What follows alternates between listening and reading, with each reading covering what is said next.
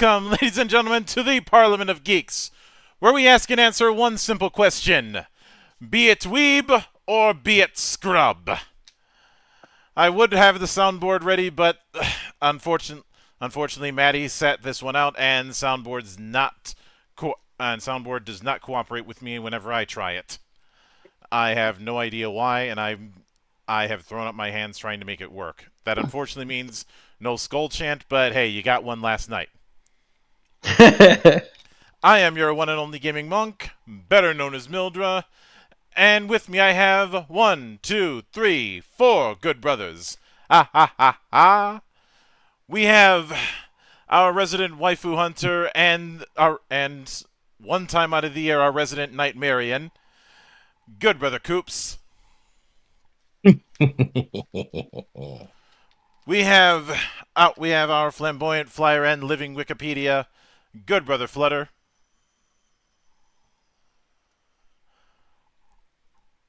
You gonna say something? Yo. I was worried I was gonna have to poke you with a stick. We have our resident king of cosplay, good brother Slick Rick. Remember, folks, always iron your fabrics before you start sewing. Otherwise, you'll be doing a lot of unstitching. And the man of 1,000 runes, the CEOs at RA Enterprises, and the bane of my fucking existence, good brother Xanatrix. Zadari Enterprises welcomes you to the new year with the fact that we are continually winning and will continue to win because the facts are on our side, and fuck you, giant robots, if you don't like it.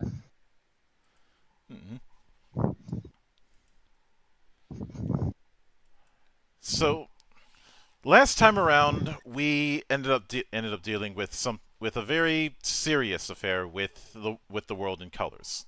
Well, somewhat more serious. I mean, you can only go so far when you're dealing with time travel. But for this one, the wheel decided that we were going to be tackling something absolutely batshit nuts. So, because You say like that's a bad thing. because this time around, we ended up the wheel landed on drifters. And while I don't want anyone to sing it, let's get one thing out of the way. Whoever decided to pick Gospel of the Throttle as the OP deserves a raise because that's a fucking earworm. Wow, They don't shit. need just a raise. They need the goddamn world for that shit. God They damn. deserve a promotion. Yep. I think they deserve a promotion. Promotions! Yep. Now, of course, Drifters is based on the same name. The anime came out way back in 2016, and it's been one of those one-season affairs, even though it's technically ongoing. The manga version, done by Kota Hirano, if the art style wasn't an indication, originally debuted in 2009. Only has 7 volumes. And is still ongoing. The last bit of news when it came to anything of note was Dark Horse announcing that they were doing omnibus editions of it. Yep, and the volume 7 was only released in August 10th of 2023. The release before that was November 30th, 2018. Because much like with Hellsing, Kota Hirano likes to take his fucking time. Mm-hmm. How much of that is actually taking his time, and how much of that is procrastinating for too long? As far as I'm aware, it's actually taking his time, and I'm pretty sure that it was been released monthly, not like chapters are released monthly and not weekly. Which I do understand to a point, because something to keep in mind when it comes to a lot of seinen mangaka.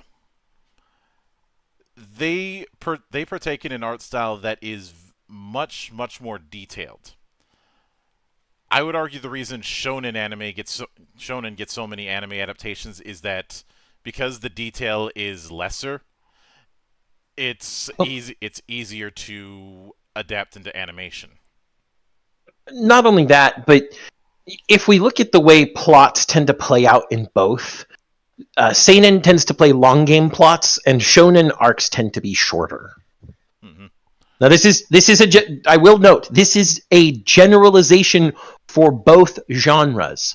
This is not to say every seinen is going to go long form, and every shonen is going to go short form, and every seinen is more detailed than every shonen. This is just the trend as observed. Yeah. However, I'd say Drifters has one of the more interesting concepts and interesting framing devices that we've seen of taking people from various battles throughout history, putting them in this fantasy world. Which I know some people are going to say that this is a poor man's attempt at Fate.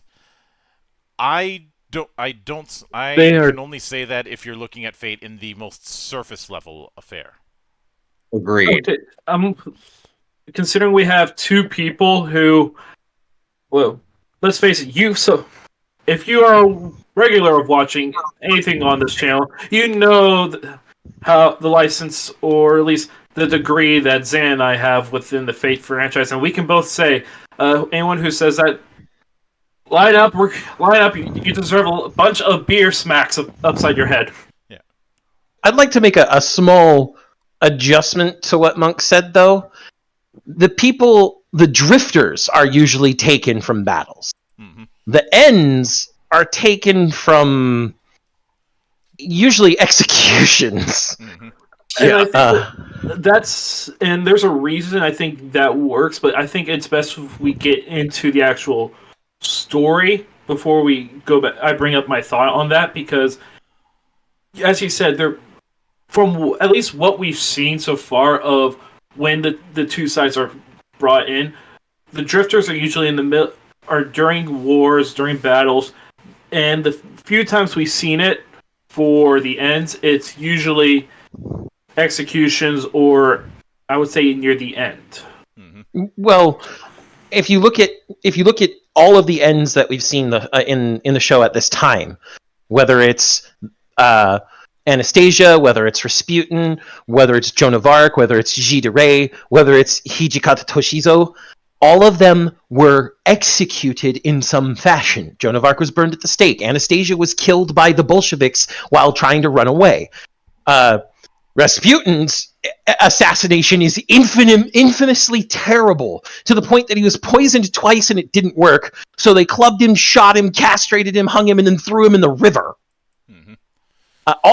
Every one of them is in some way executed, and especially Toshizo. Hijikata Toshizo was part of the Shinsengumi forces and was, well, executed when the Meiji Restoration Group won. Mm-hmm.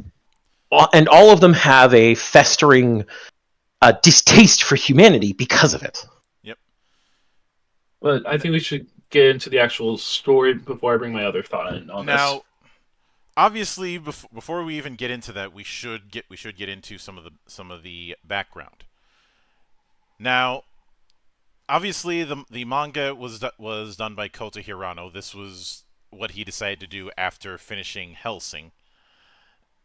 Before we even got the anime that we ended up watching, in fact, on June, there was a OVA short film version called Drifters Special Edition, which was released in conjunction with the final volume of Hellsing Ultimate back in December of 2012.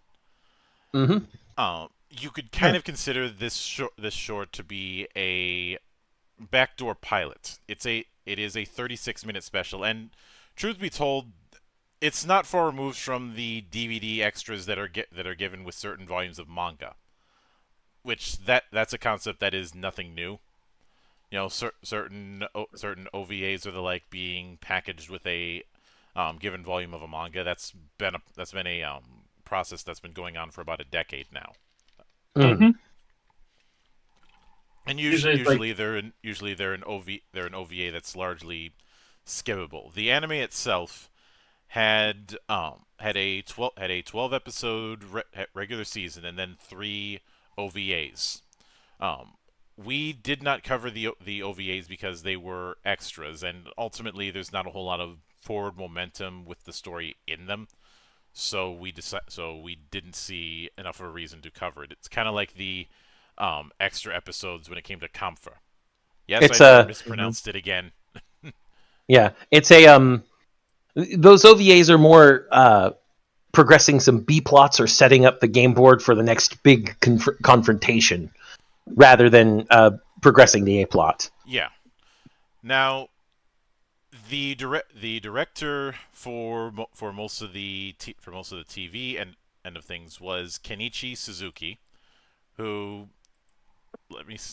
he does have a page on my anime list, so we can see at least some of the things he's been involved with.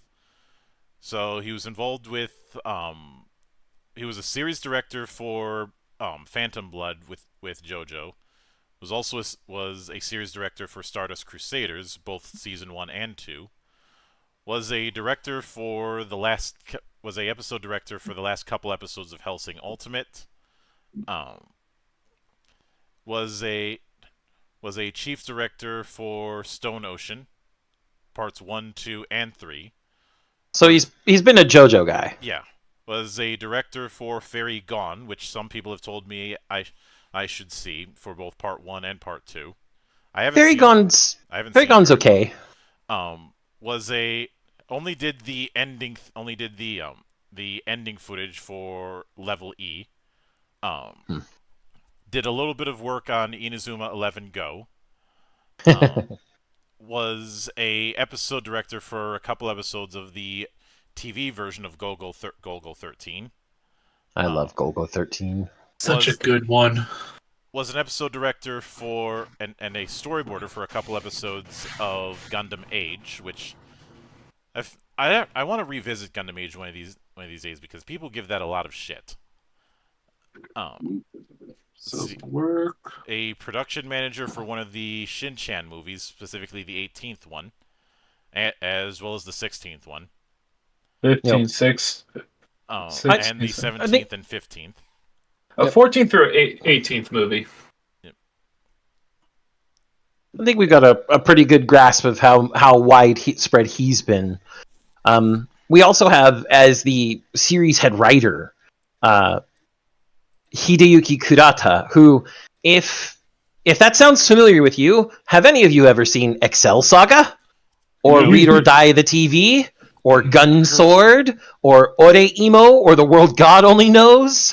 Or the Fruit of Grisaya and the Eden of Grisaya? Goblin Slayer and the new Rurouni Kenshin.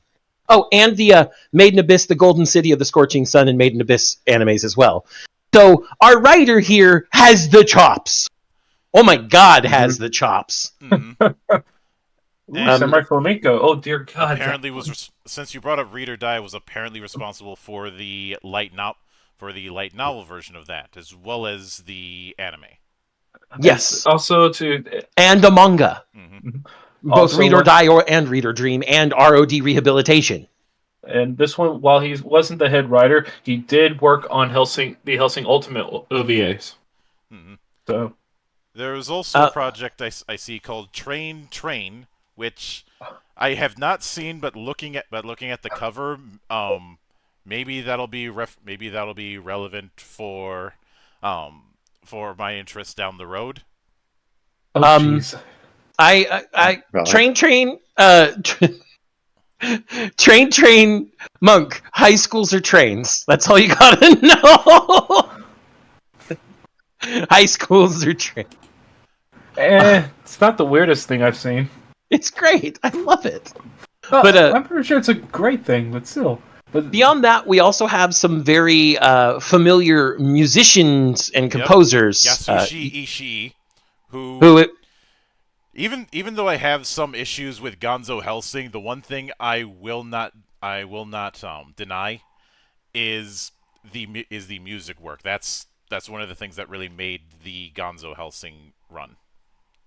and he also worked on Darker Than Black, the Origins OVA specifically. The Origins But then- and Gemini of the Meteor, but we don't talk about that. Yep. On the other hand, we also have Hayata Matsuo, who did things like Final Fantasy XII, Shenmue, Magic Knight Rayearth, and Hellsing Ultimate. If I look at this list, I see things like the original 1991 Dragon Quest: The Adventure of Dai anime. We have the Brave of Gold, so he's worked on the Brave series. We have the Street Fighter Alpha animation. We have Guyver, the bio-boosted armor in 2005. We have both World God Only Knows anime seasons. We have the Phantom Blood arc of JoJo's again. Mm-hmm. He worked on Keijo. Oh! He worked on Love Chunibyo and Other Delusions Take on Me as well. Nice. Also, And Kamen Rider Fies. thank you. And Then- Basically, a lot of the people that have worked on this project behind the scenes, They're they're fairly veterans big of names. this. They're fairly big names, and they've worked together before on a lot of things. including a previous adaptation of the author's work. Yeah. Yes. Which figures, considering that this studio is not any of the established studios, it is literally called Hood's Drifters Studio. So that was the name that was taken by Hood's Entertainment, who was established all the way back in 2009 by Masaru Nagai. Mm-hmm. And as far as they have a decent amount. They've only been, like I said, they've only been around since 2009. As of 2017, they have a whole 4 employees. But some of the projects that they've worked on, some of which were produced by Nagai, are the Quasar Stigmata, Manyu Hikensho, Mysterious Girlfriend X, Fantasia Doll, BlazBlue Ultra Memory, alongside Team KG, If Her Flag Breaks, A Good Librarian Like a Good Shepherd, alongside Phoenix Film, obviously Drifters, Martian Madchen, Real Girl, Mershin Medshin. yeah, Val Love, and Gekidal, Gekidol. along with things like Akisora, Hansu, Mysterious Girlfriend X. Hansu Trash, and most recently, Alice in Deadly School. Hansu Trash is it's a sex comedy. That is literally its primary genre. Mm-hmm. Having to do with a perverted person joining a water polo team in order to join the co-ed practice. The vibe that I get is that they are all over the place. Absolutely. There's a lot of stuff here that's very, very good. However, a lot of the stuff that they've done is either adaptations or parts of multimedia projects. A lot of manga adaptations, some video game and light novel adaptations. The only original work that they did was Fantasia Doll. Mm-hmm. I also like to note here especially that freelance animator Kiyoshi Tateshi, who commonly collaborates with Hood's Entertainment, listed on his Facebook page his freelancing work experience as Hood's Entertainment and in parentheses Staple Entertainment after he worked on Vermeil in Gold, which is an excellent anime I think everyone should watch because it's Staple Entertainment's first production. And while that isn't technically indicative of anything, it could be an indication that Staple may become a subsidiary of Hood's in the future. Mm-hmm. But as we can see, I'm looking at some of the comments here. Apparently, Crestfall thinks Mysterious Girlfriend X is something to hiss at, and thinks that the trash manga about water polo I just talked about isn't as bad as Prison School. I can understand that, but the implication of all of these things is that Drifters is something that was worked on very dedicatedly, extremely dedicatedly. In fact, they very much had a vision, and they very much had a set of people who had worked on Hirano's work in the past who wanted to do it again. Yeah. And I know a lot of people are doing have the whole thing of why wasn't there a second season. Um, I am of the belief that the big reason has more to do with Hirano's schedule. Slow pace. Hmm. I mean, I can kind of excuse the fact that the gap between Volume 6 and Volume 7 was 5 years, because in 3 of those 5 years we had the goddamn lockdowns. Mm-hmm. But, god damn it, Hirano. You make me love the things you do, and then you take forever to do them. I hate it, and I love it. Yeah. But the first episode that we ended up getting, Fight Song, was an interesting bit of setting up, because of all things we set ourselves up in the Battle of Sekigahara, but the outskirts of the Battle of Sekigahara, which is gonna be something of a trend with a lot of the characters that were chosen from the many historical figures you could pick in something like this. Yeah. Yep. Since it's not right in the middle of the battle, but rather stragglers trying to regroup, specifically members of the Toyohisa, not Toyohisa, the Shimazu clan, Shimatsu. who Zan had made very clear That the was Shimazu clan are fucking crazy. Shimazu clan is a... The Shimazu clan are fucking crazy in the fact that they are probably the most, at least at the time, the most enamored of battle. Battle is the place where they can express themselves fully. Battle is the place where their blood runs free. Battle is the place where every member of the Shimazu clan will take down at least one other motherfucker with him, even if he's up against 10. The Shimazu clan, back in Sengoku Jidai, later during the Meiji Revolution, all of it, they're goddamn insane. And I love it. Mm-hmm.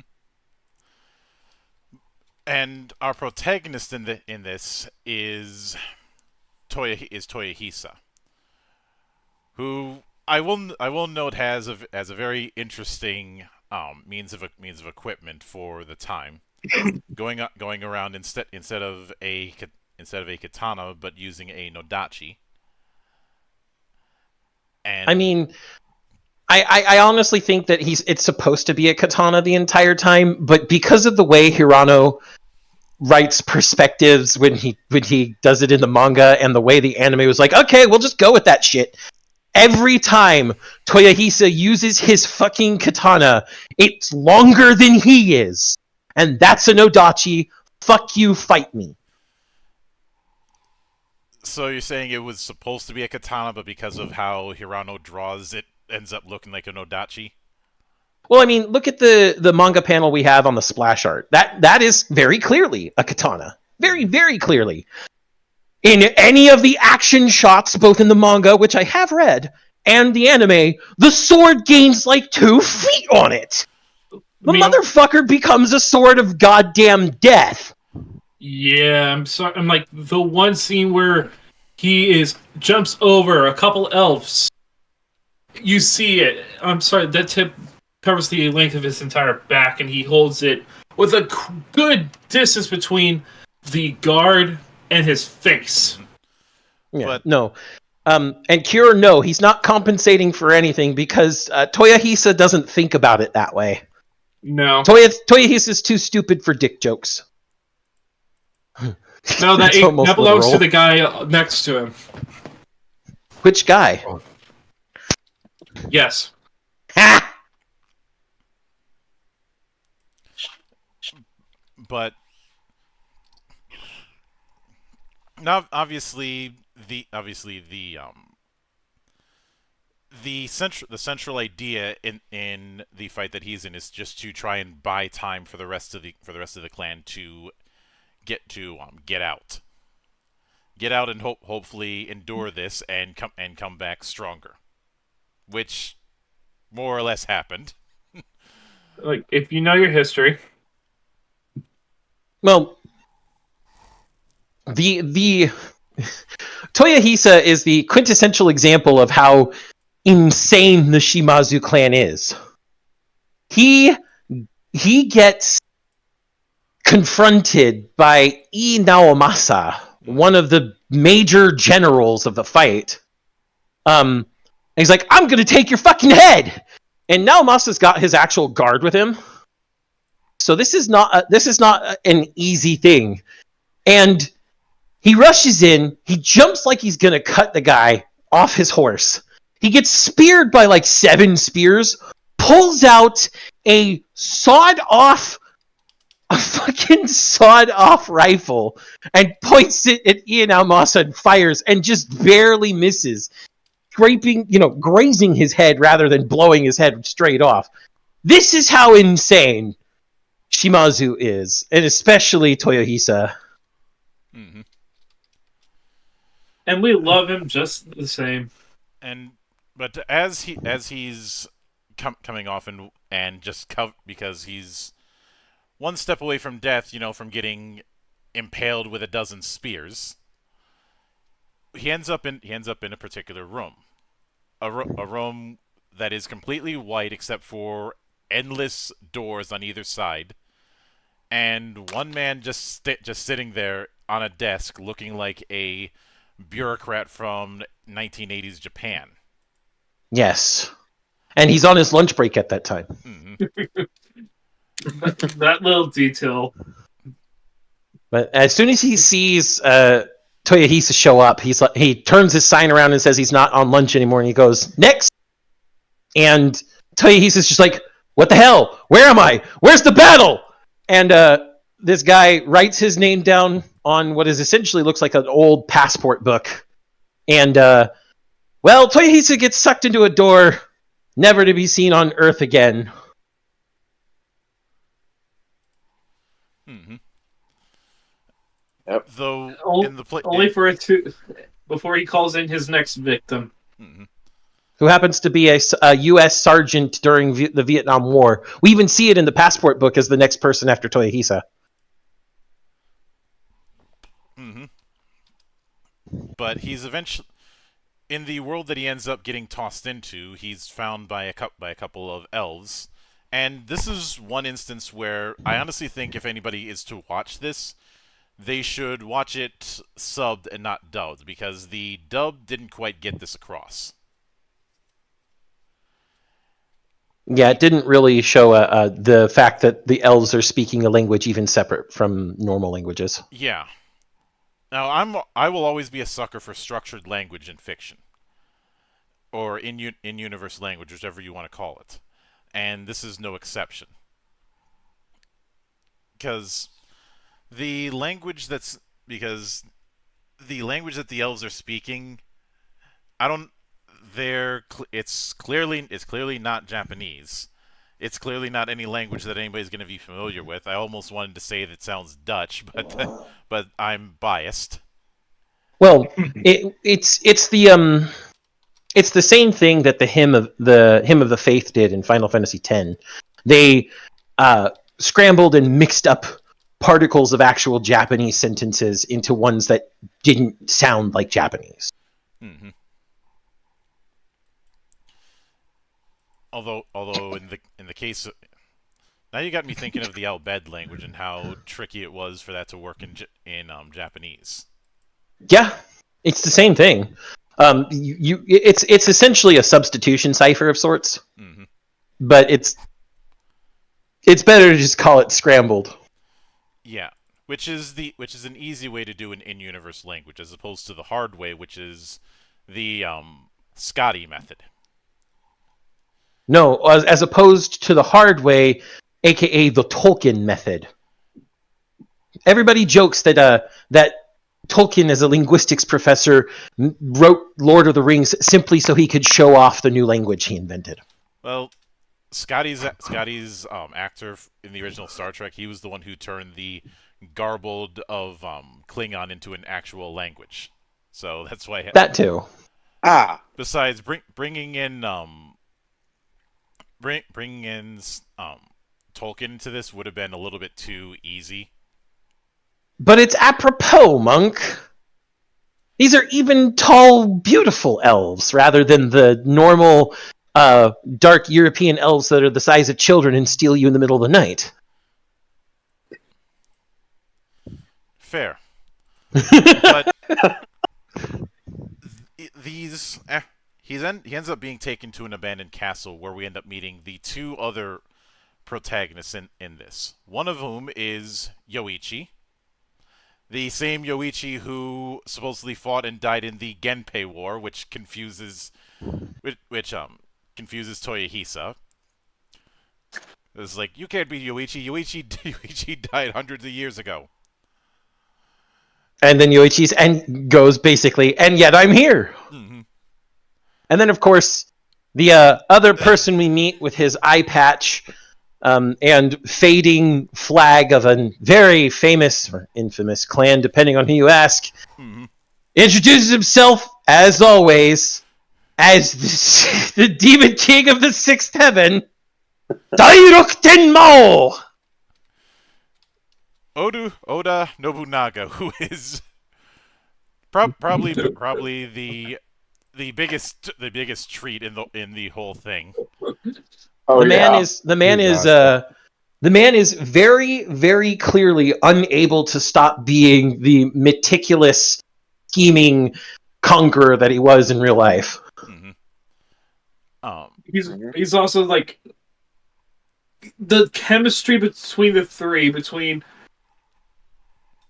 scheming Nobunaga, Yoichi being, I guess, jovial almost, and serious and constant serious with Toyohisa. They just bounce so well, and even now, you can just see Nobunaga stealing the whole scenes. Especially since when Toyohisa reveals what clan he's from, Nobunaga's like, "What? Those bunch of hicks?"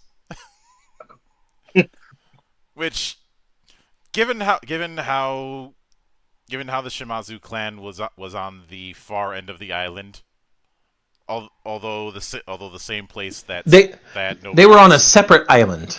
Yeah, they were on Shikoku. Yeah, on the bottom end of it. Yes, whereas the Oda clan was on Honshu. Mm-hmm. Though there is the sweet irony that a lot of Nobunaga's weapons were holed off on that same island. Well, I mean, it's a good place to keep them, far away from anyone who could take them from him. Yeah, which I think he knew that. He just wanted to. Nobunaga is in this is just as much of a troll as he is serious. Like I said, the schemer. If we look at the three of them, we have Nobunaga the cunning, and then we have Toyohisa the earnest. I think is the best word. Earnestness. He's always about. It's not so much seriousness as it is about devoting yourself to everything and wholly. And then we have Yoichi. Yoichi's the hardest one to give a single word moniker, but if I had to, I would say Yoichi the Ruthless. At least at that point. Mm-hmm. Yeah. But even as there is one bit of serious in the sense that when Oda ends up hearing about the history after his death, and especially the fact that he's been, as far as history is concerned, dead for 18 years. And that his own son has died. Because that ends up hitting him because for the longest time he thought that his son was the one who was plotting against him. Yeah, not Akechi. when it was really Akechi, who he refers to as a bald monkey. No, that's not Akechi. He's referring to Hideyoshi. Yeah, When he says, Hideyoshi the monkey, which given some Yeah. depictions of him over the years, I can't. Hideyoshi has always been depicted as ape-like with his cunning and frivolity, Mhm. and the fact that he built an entire castle overnight. Mhm. But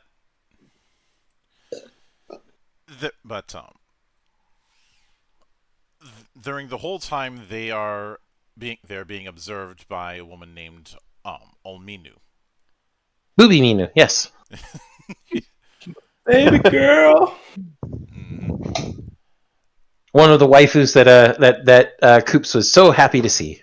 Mhm. And of course, with episode 2, the big thing that come out of that is them getting dragged into the affairs of this world by seeing a bunch of a bunch of soldiers from what's known as the Orte Empire um burning down a village because for the sheer crime of coming into contact with drifters. No, it's not that they're not burning down the village. They're just punishing them. Punishing. It's very different. No, it's at that time that the two kids are running away from that saved Toyohisa are running away from the soldiers, and they kill the soldiers because the soldiers are trying to kill children, and also the soldiers don't speak Japanese. So Toyohisa's like, "You don't speak a civilized language, you get to die." and then Yoichi and Nobunaga, both being trolls, are like, "Oh, these kids can't speak Japanese either. What are you gonna do about that?" And he looks at them and he's like, just Taskete. Taskete. And they repeat after him, and he's like, "Okay, there we go, let's go." And and they make fun of him for creating the justification necessary. Well, They're the ones who set the wheat fields on fire, Mhm. and then kill every man except for the leader. And that's when they find out that Olminu has talismans that, or no, that's later. Never mind. That's when Toyohisa's like, "Here's my sword. Use it. Stab that guy over there, and prove that you're willing to fight." Mhm. Since a big thing that's revealed is that the Orte essentially has taken a lot of the non-human races and treating them as serfs at best and in concentration camps at worst. Specifically, the elves, the dwarves, and the hobbits. There's a reason I invoke Tolkien. God damn it! Mhm.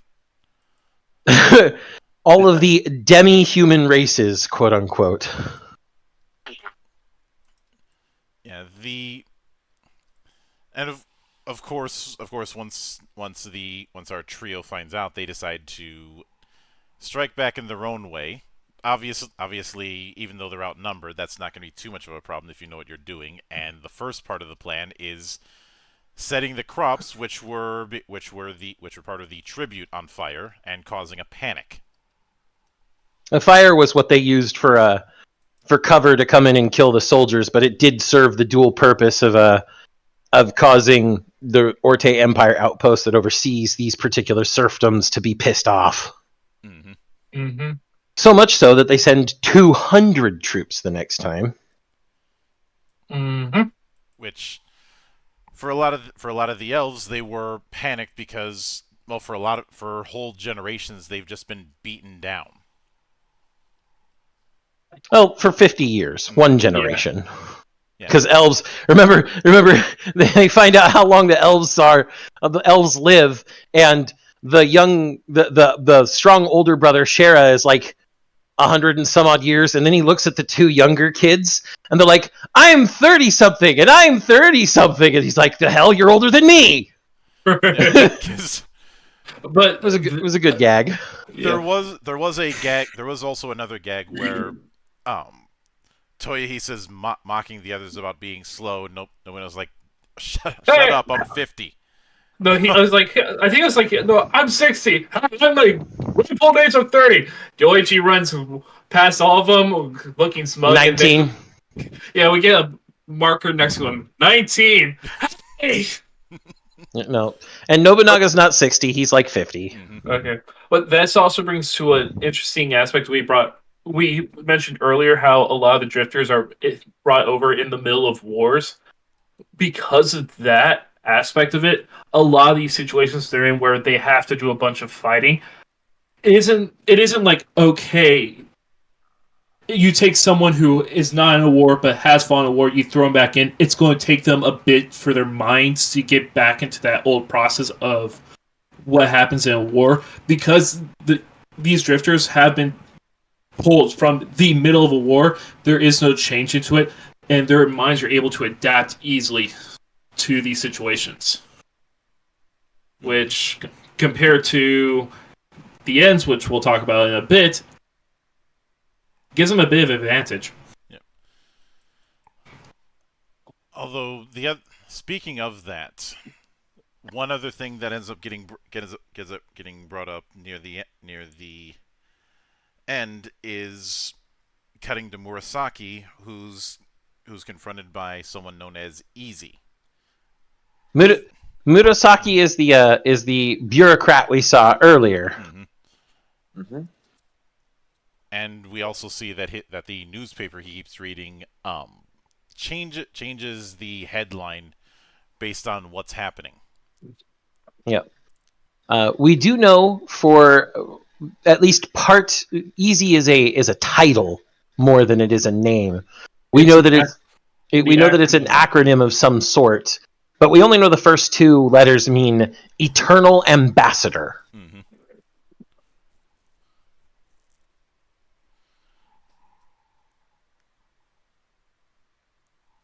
And the other factor we know, and the other nail home thing that we can say with Easy is, looks like, I would say, a teenage version of the last form Alucard takes before he dies in Ultimate. Lolicard.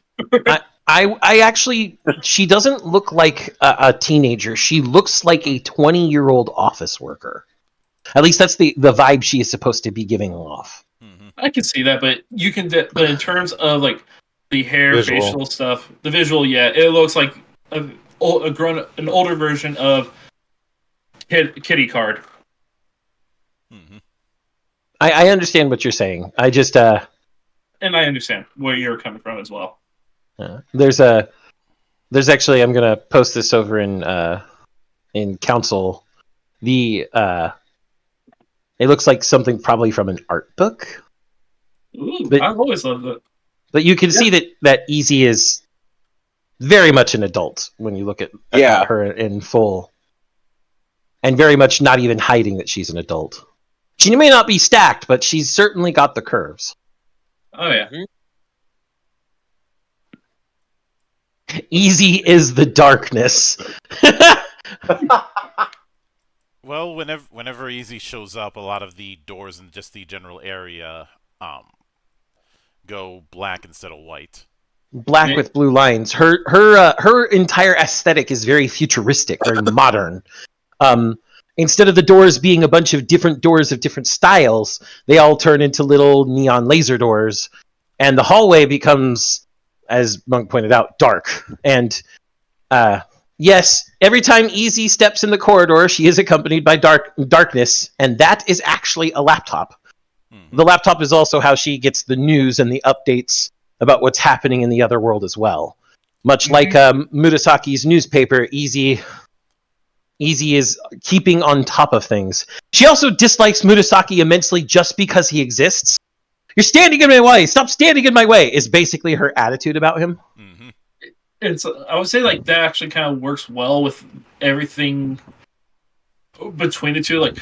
We brought it up when we first talked about Murasaki. He was like an 80s bureaucrat, almost. If you look at how everything he has done is like that old style, he is keen of getting it done. Well, if you look at Easy and her setup and everything is much more futuristic. More, I would say, representative of, like, the laziness of a lot of it, which also works with how they select their people. Well, and the big thing is, they're clearly both. If you had to put them in a bureaucratic structure, a hierarchy, they're both middle managers. Middle managers in the 80s of Japan were very, very busy, whereas middle managers in Japan now have a lot of perks. So there's very much a cultural difference due to the time periods they appear to come from. I kind of wonder what Kota Hirano is suggesting with that fact. Especially since Murasaki, I believe, translates to purple. Purple. The specific kanji used is for purple. Yes. And I mean, the closest that you have to that as far as names is Murasaki Shikibu, the pen name of the woman, though because it's a pen name, who knows, that wrote the Tale of Genji.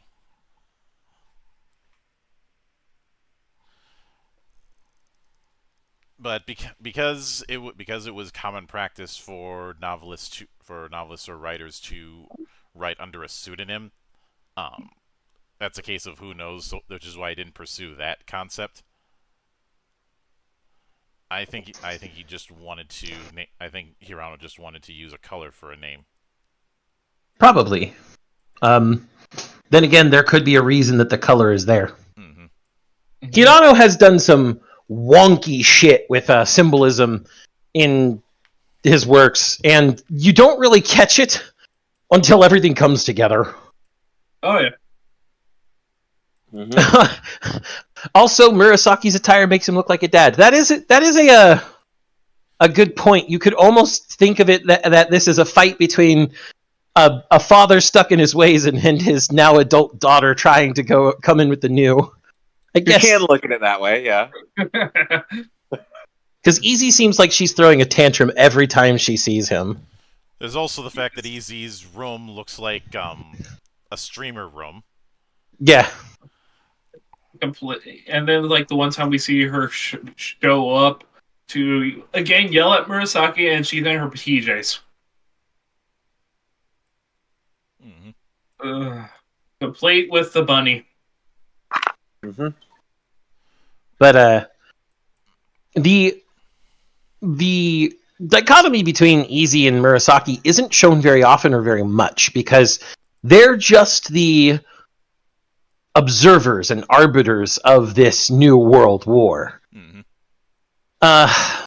And because of that, we also start seeing other drifters involved, such as Hannibal Barca and Scipio Africanus, when they're at the northern wall to try and block the coming incursion of non-human monsters.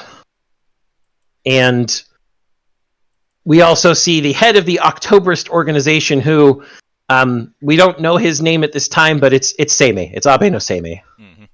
Mm-hmm.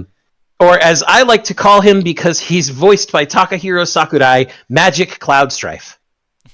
Because I am going to call my gimmick about Takahiro Sakurai any place he goes these days, because he is Cloud Strife in Japan.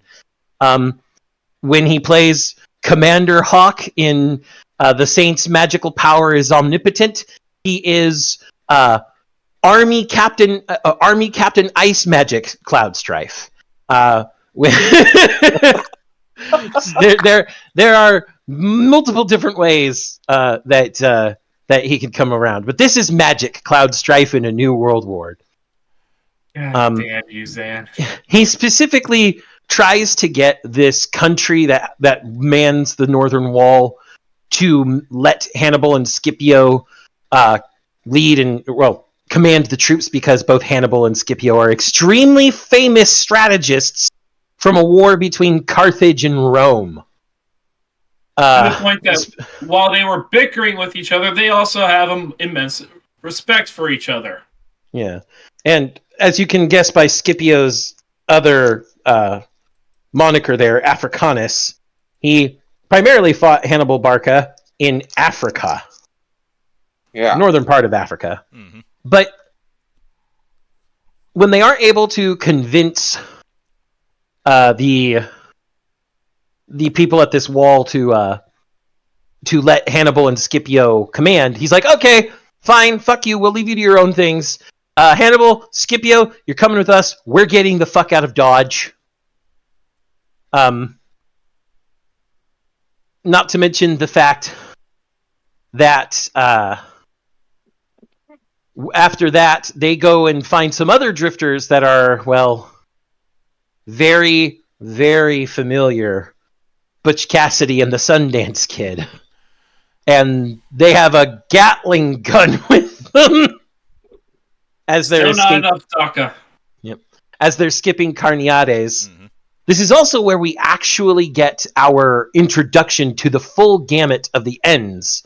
Hijikata Toshizo, Joan of Arc, Anastasia Romanova, even, as we said, Grigory Rasputin and Gilles de Rais, or Gilles de Rais, or however you want to pronounce it. It's Gilles de Rais in French. And the Black King, their leader. And the Black King sends in his troops of numerous monstrous races and also sends in just 3 people. Hijikata, Joan of Arc, and Anastasia. And this is where we find out that the Ends, unlike drifters, get magical powers. Big old magical powers. Yes, forsake humanity, and you get magical and gain magical powers with that forsakening. Yep. Joan of Arc, because of her hatred of the flames, well, gets fire powers. Anastasia, for dying in the snow while being shot at by Bolsheviks, gets blizzard powers, which a big booby, white-haired, blue-eyed ice witch I'm like, hey, look, it's an XP monk. Fuck off. I calls it like I sees it. What was it you said, SB or XB? XP, EXPY, as in export of his character. Mm-hmm. Aldine.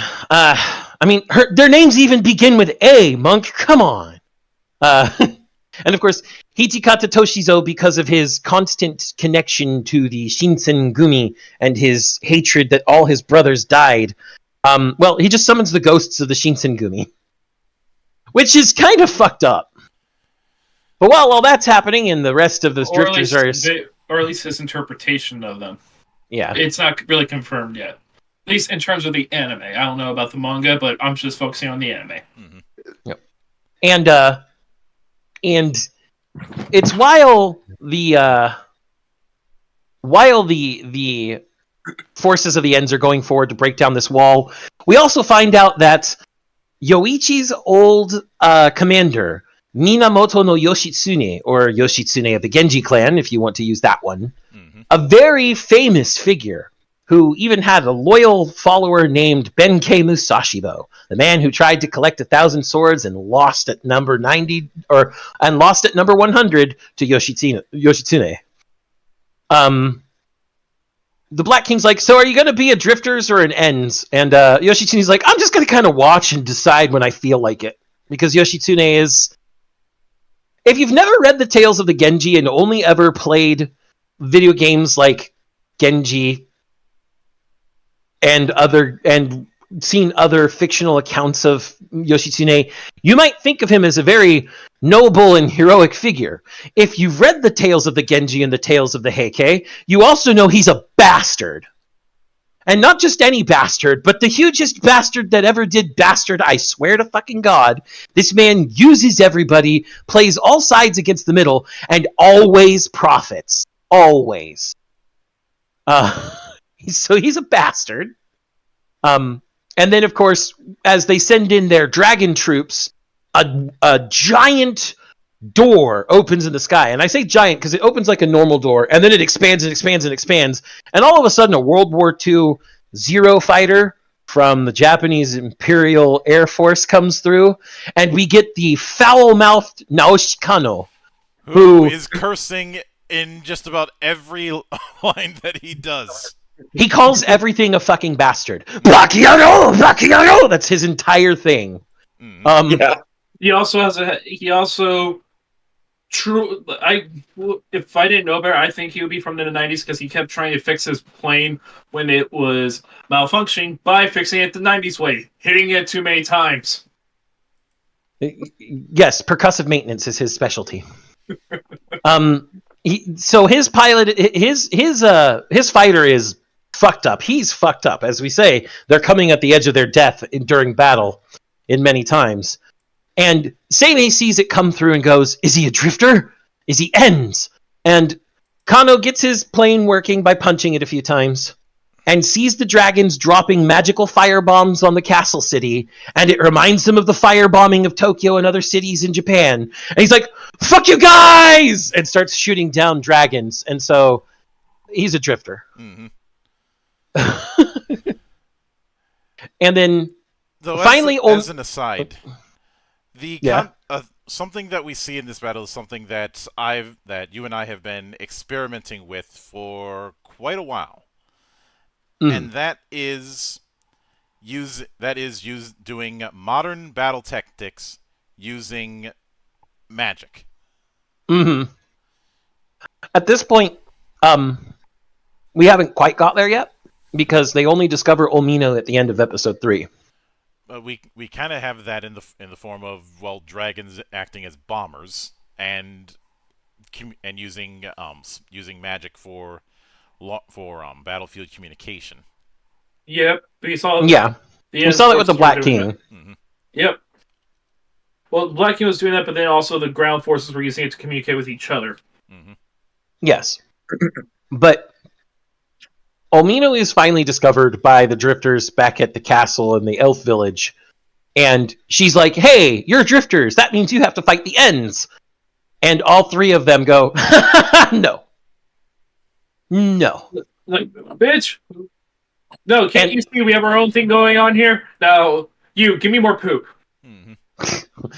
we'll get to the poop thing later.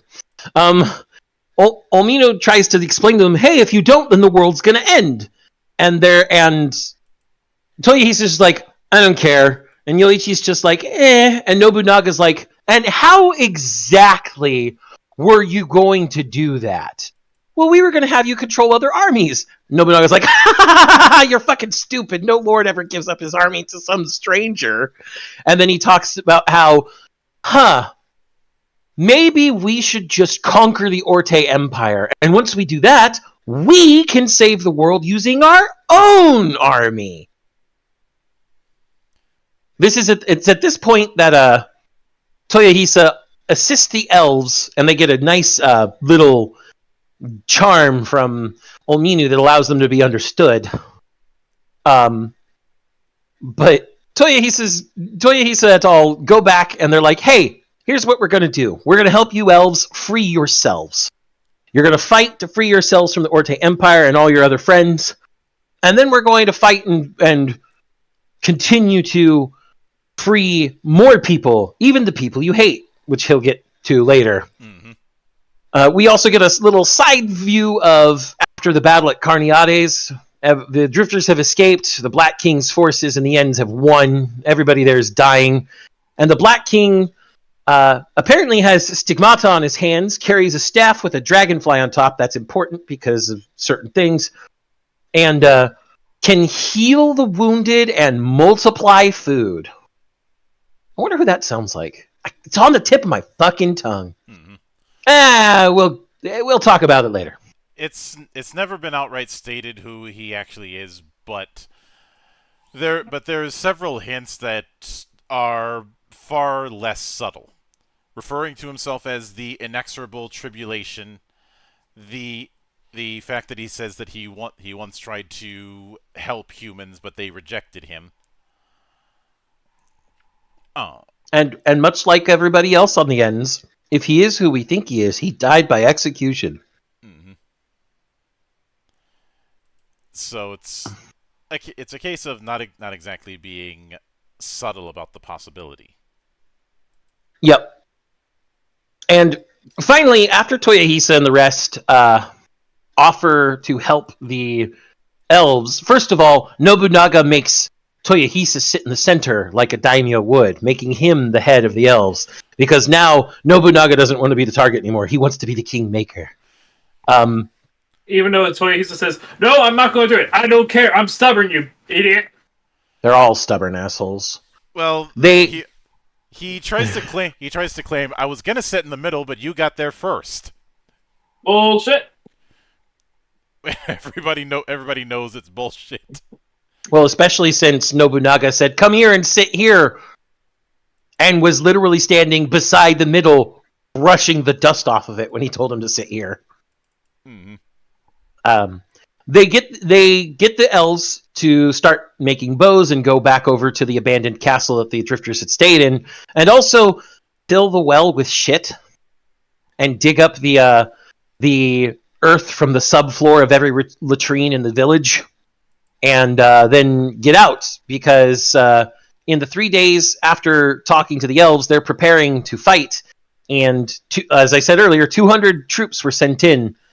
They find the village abandoned, and we get the cool motherfucking shot, the shot where we see silhouettes and glowing eyes in the trees, before zooming in on Toyohisa's face, just before the episode ends. But then in the next episode, we start seeing what they were doing during those 3 days. Nobunaga uses the corpses of the small patrol that was killed and combining them with, the dirt from the subfloor of the machine, of the latrines, to create a saltpeter pit. Because saltpeter is one of 3 ingredients needed for black powder.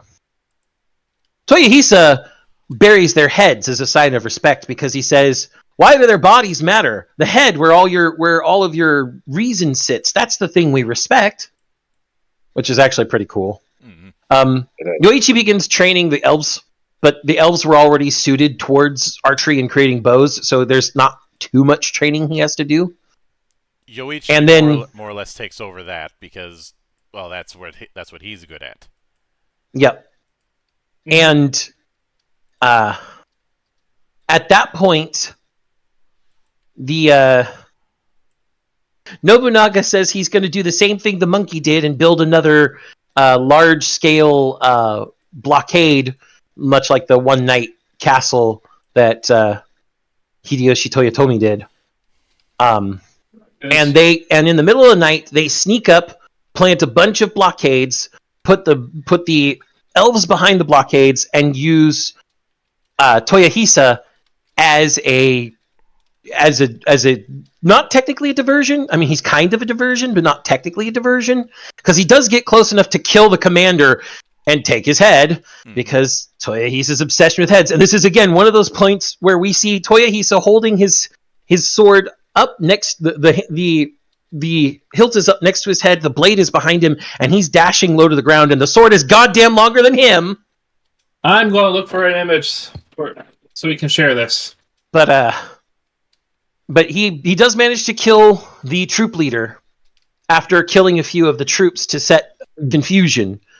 And then as the troops are trying to flee, they run into the blockades.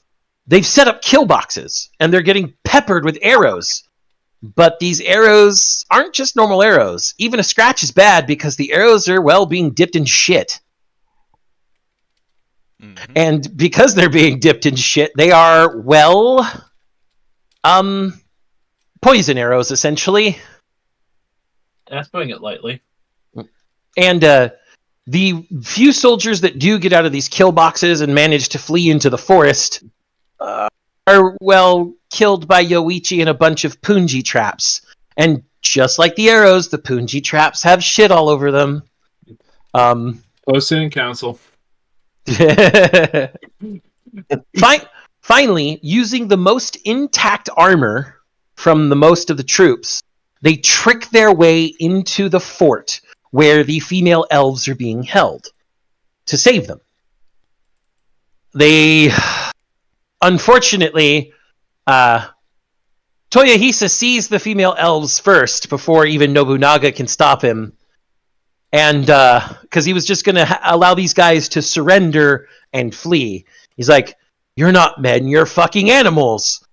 Because, well, what else do troops do with female prisoners of war? It's a common thing throughout history. And Yeah. and so he's like, I'm gonna kill fucking everyone. And Nobunaga's like, God damn it. That's my gig. And he's like, you're not supposed to kill everyone. I am. And I'm supposed to be the one that takes on the shameful bullshit, not you. But we find out that the founder of the Orte Empire, a father who has been referred to numerous times, was Hitler. Hitler was a drifter.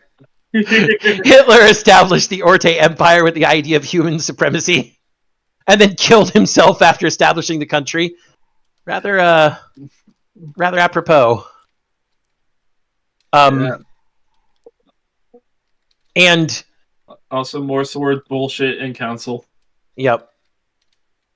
And the only soldier not killed out of everybody at the fort is essentially a tax officer who, in his fear, screams out he's a virgin. And that's what saves him. Well, that and also that and the fact that he literally came in 3 days before. Mm-hmm. Mm-hmm. So Yeah. he probably was working and didn't have any time off to join the rest of the troops. Not that he would. It didn't seem like that was his character. No, and that's kind of a refreshing thing. Yep. In a way. But because of this, Orte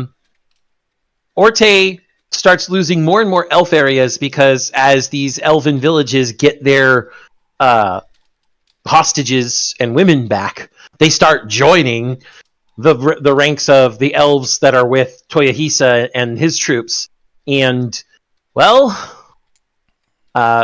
it leads to massive losses in just from that, because Orte has also been constantly fighting on their borders. We learned that Orte expanded their territory so quickly that they didn't really establish their core. They essentially took the Mongol Empire approach to empire building, because everybody brings up that the Mongol Empire had more territory than say the Romans. Yeah, but the problem is the Mongol Empire would just come in, raid, and then go to the next spot. The Golden Horde held the largest empire known to man, yes. As soon as Genghis Khan died, it fractured into at least 6 or 7 different Mongol empires, all ruled by local khans that were in some way, shape, or form related to Genghis. Yeah. We find out that Orte's noble structure, their aristocracy, are having trouble keeping up with the losing wars and the revolts, and especially a war with a merchant guild of Gu Binen, which, when we see them, look like pirates, look like sky pirates. Mm-hmm. And we also see that a rather famous Japanese admiral is part of the council of this merchant guild, specifically Tamon Yamaguchi, admiral of the Imperial Japanese Navy during World War II. Who somehow managed to bring his damn ship. Yeah, the entire aircraft carrier Hiryu. The entire ship, for all we know, no one else. What the fuck? But Gubinin is only kind of mentioned off to the side. We do get introduced to Count Saint-Germain, or Saint-Germain if you're actually speaking with the European name. The Count Saint-Germain, who in real life was many different things. You could call him a polymath if you really wanted to. Because he studied things like science, alchemy, philosophy, the arts, and was not only actually a genius that invented a lot of things, he was the best bullshitter ever. And the reason I say this is there are figures he is associated with, such as Casanova or Voltaire and Mozart, Prince Charles of Hesse-Kassel. He made far-fetched claims like being 500 years old. And Voltaire even said, quote, "He is the Wonder Man. He is a man who does not die and who knows everything." So he is a very big figure historically in our world. And, well, he's just as big here with all his man-loving and all his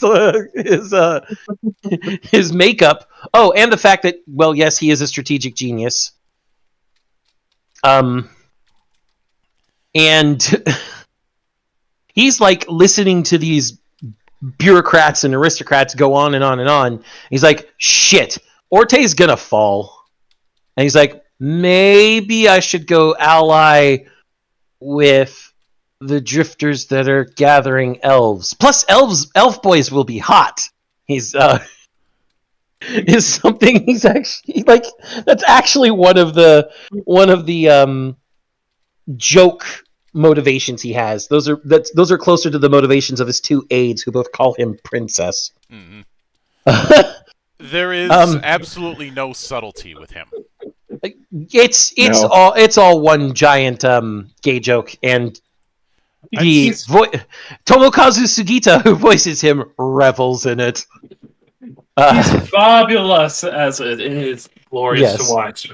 We also learned that as Count Saint-Germain is talking to himself, that he is the one who sold out the original kingdom to Hitler to establish the Orte Empire, and now he's about to do it again with the Drifters. Wasn't there also the implication that at one point he tried to secede, then decided not to do that, and yes. now he's effectively doing it again? Yes, absolutely. Because Count Saint-Germain is a genius that knows how to survive anything. All else, the Count.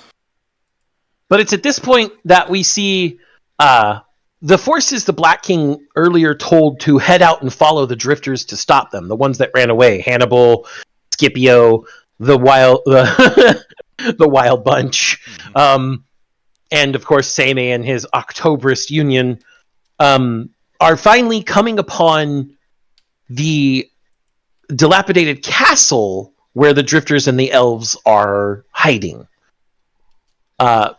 Ostensibly, they're following the original Drifters, but it's very clear that the idea Seimei had was get all the Drifters together in one place. So he's also heading to this hideout with the help of old Minu, obviously. But he specifically sent Jeanne d'Arc, or Joan of Arc for those of you who don't speak French, and Gilles de Rais, who, a little bit of history about Gilles de Rais. He was one of the commanders of the armies that were under Joan of Arc during the entire Succession War there, who was very, very devoted to her. And historically, he was executed for terrible, heinous crimes such as torture, sexual torture of children. It's all alleged. Nobody actually knows what happened, but those are the crimes he was executed under.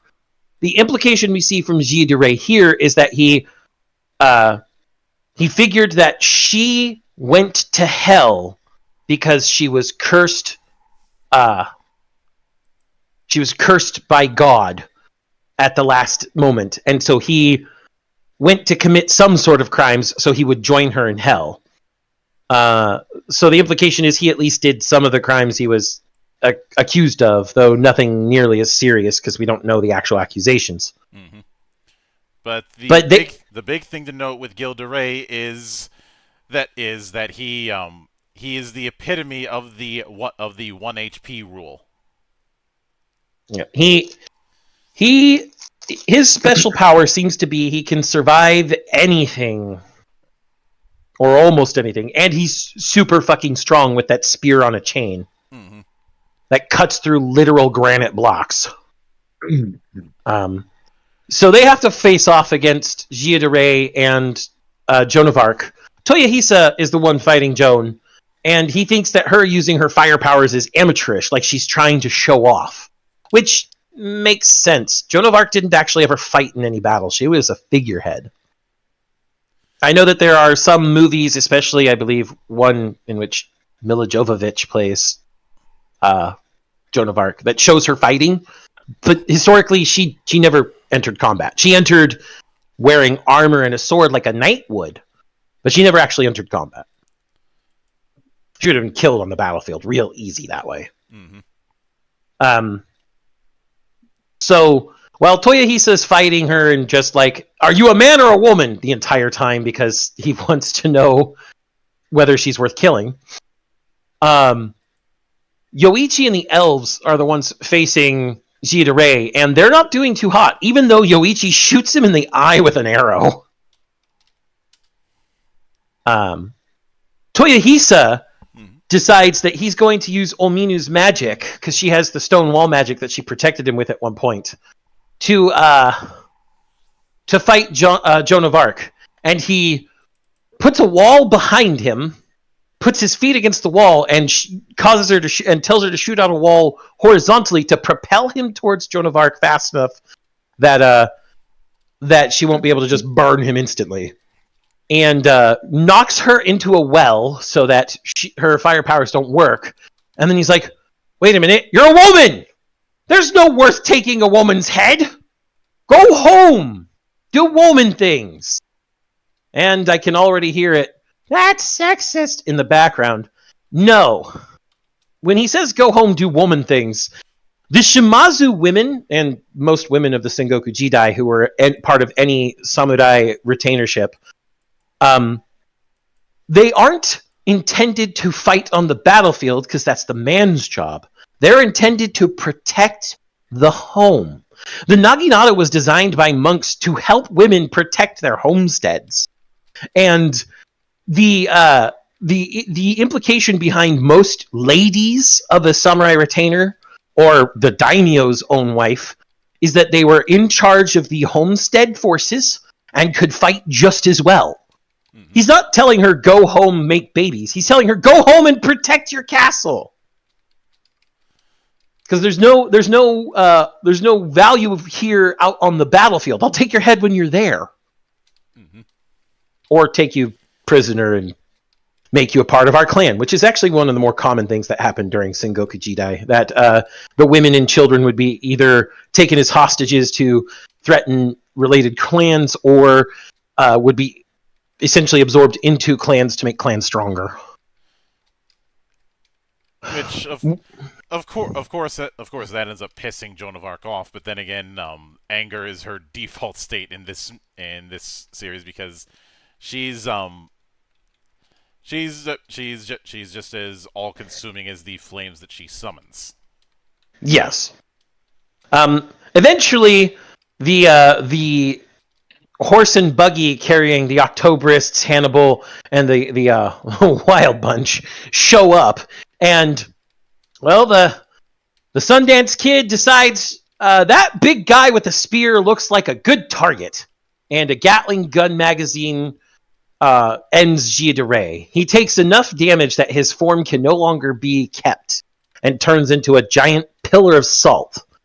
But not before he sees one of the dragon cavalry taking Joan of Arc away into safety. And he's like, I'll go to hell before you then, ma'am. It's at this point that Seimei shows up. He's like, by the way, I'm Abe no Haruakira. And Nobunaga's like, oh, you're Seimei. He's like, I hear they call me that after my death, but I surely don't deserve it. Unfortunately, in some people's eyes, he does, and don't call me Shirley. The big thing is that Seimei's like, where's Joan of Arc? And he's like, I left her alive in the well. And Seimei's like, why didn't you kill her? He's like, because she's a woman. There's no worth taking a woman's head on the battlefield. What are you talking about? Sammy's just like, "You're stupid. You should have killed her." And it's at this point that we start to figure out exactly how the drifters are. And I do say how, not what or why. The drifters follow their own specific paths, I guess is the best way to put it. They follow their own tempo. They follow their own part in the symphony rather than playing part of the symphony. They do not listen to "this is how should." It's "we will do what we want as per our own morals and ethics and our aspirations." Toyohisa says, "This is how I am. Screw you." Nobunaga and Yoichi both also say the same thing, basically. And Seimei realizes with these types of thoughts, they'll shake up the world. And it's also at this. That's exactly what Murasaki was accounting for. Yeah, Easy wants the Ends to kill all the humans. Well, actually, to end the world, but Black King just wants to kill all the humans and establish a place for the monstrous races. Murasaki literally, basically talking to himself, says, "You guys don't need to do anything. You just need to keep being. It is your presence that will change the world." And this is no more evident than in the fact that Nobunaga probably can only get so erect when he sees how that Gatling gun works. Yeah. He wonders what the casings are. It's like, "Oh, that's how we shoot bullets now. We put the projectile in the casing along with powder behind it." He's like, "You wouldn't have to measure powder. You could carry multiple shots. Holy shit, this will change the face of war!" And it's like, no longer will they have to stand in lines. They'll be able to use smaller units and guerrilla tactics. And it's basically Nobunaga predicting the fucking future. Half of this show is Nobunaga predicting the fucking future. Mm-hmm. Because he's like, "Can I have one?" He's like, "It's all out of bullets. We can't." "Well, do you have any? Like, we need powder if we want more bullets." And Nobunaga's like, "Oh, that's fine. Also, I asked Bubi Inu to get us some sulfur," and there shows up a sulfur truck. Now we have charcoal, sulfur, and saltpeter. Good job. Yeah, one running gag is Nobunaga constantly making boob jokes at Ominu's expense. He never gets her name right except for twice throughout the whole series when he's being exceptionally serious. Mm. Meanwhile, while all this is happening, there's a point where Yoichi is extremely upset that he couldn't kill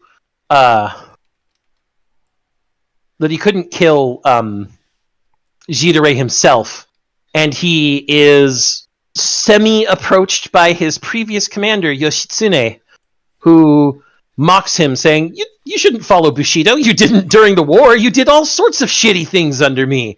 And Yoichi's like, "Fuck you, I'm not taking your orders anymore." And we also find out that Scipio was separated from the rest of the group during the ride, which has sent Hannibal into an apparently depression-fueled dementia, I guess is the best way to put it. And Scipio is walking through a more tropical zone, and he comes across the same zero that Naoshi Kano was in, because that's where he crash landed. And Naoshi Kano has become a sky dog to a bunch of dog people. A sky god to a bunch of dog people. Who are kind of scared of him because anything could set him off, which a reasonable fear to have. Yep. And the big thing here is that they both the ancient Roman and the modern, the World War II Japanese man meet. And at first it seems like everything's going okay. Neither of them can speak the other's language. They don't have the talismans. Scipio literally speaks in, as the best Latin that a Japanese man can try and imitate. And all all Naoshi Kano can understand is Roma, or Rome. He's like, Rome, Italy, allies! And they're shaking hands and laughing and being happy. And, Scipio's like, you're not such a barbarian after all! And all these things, because they can't understand each other.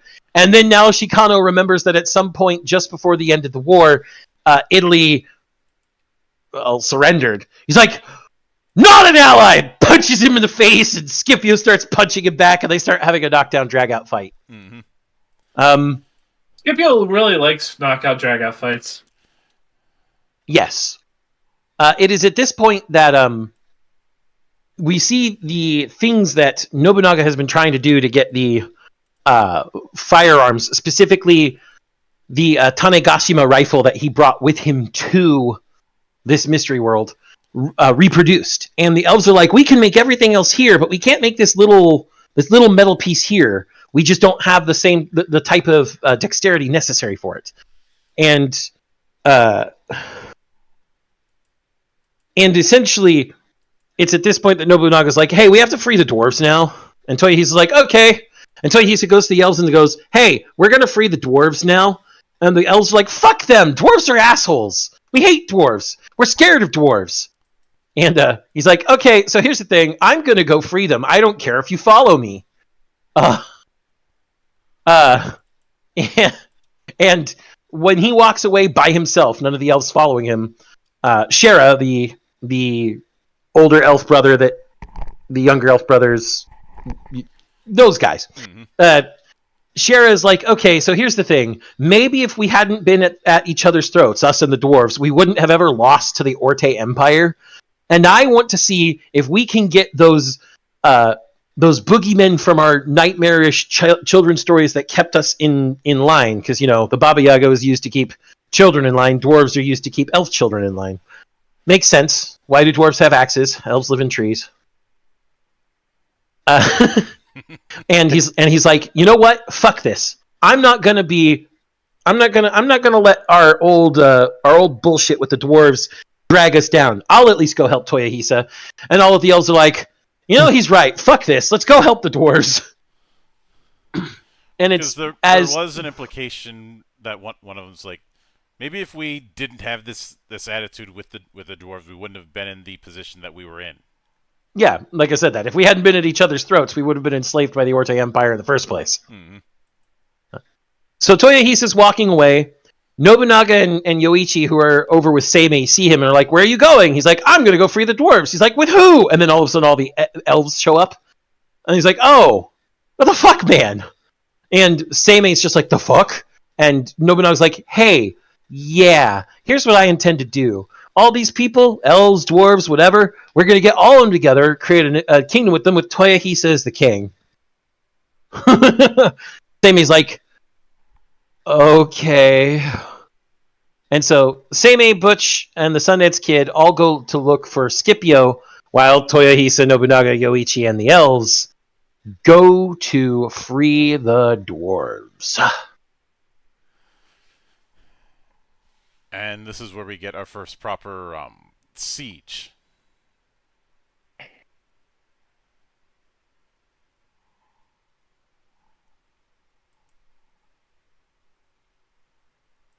Yep. Mm-hmm. So, we do see a little bit that that Count Saint Germain and his aides are going to see the drifters. They get to the Elven village, where the taxman understands who it is. Is like, hide all the men.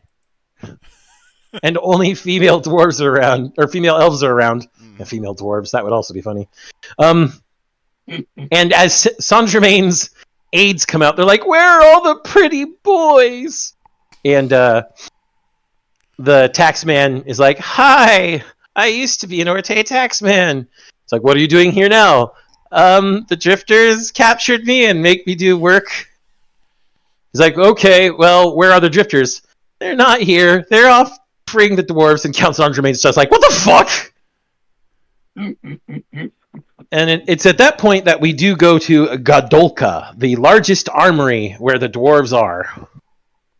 With some of the gunpowder they've created, they've made explosive packages and explosive arrows.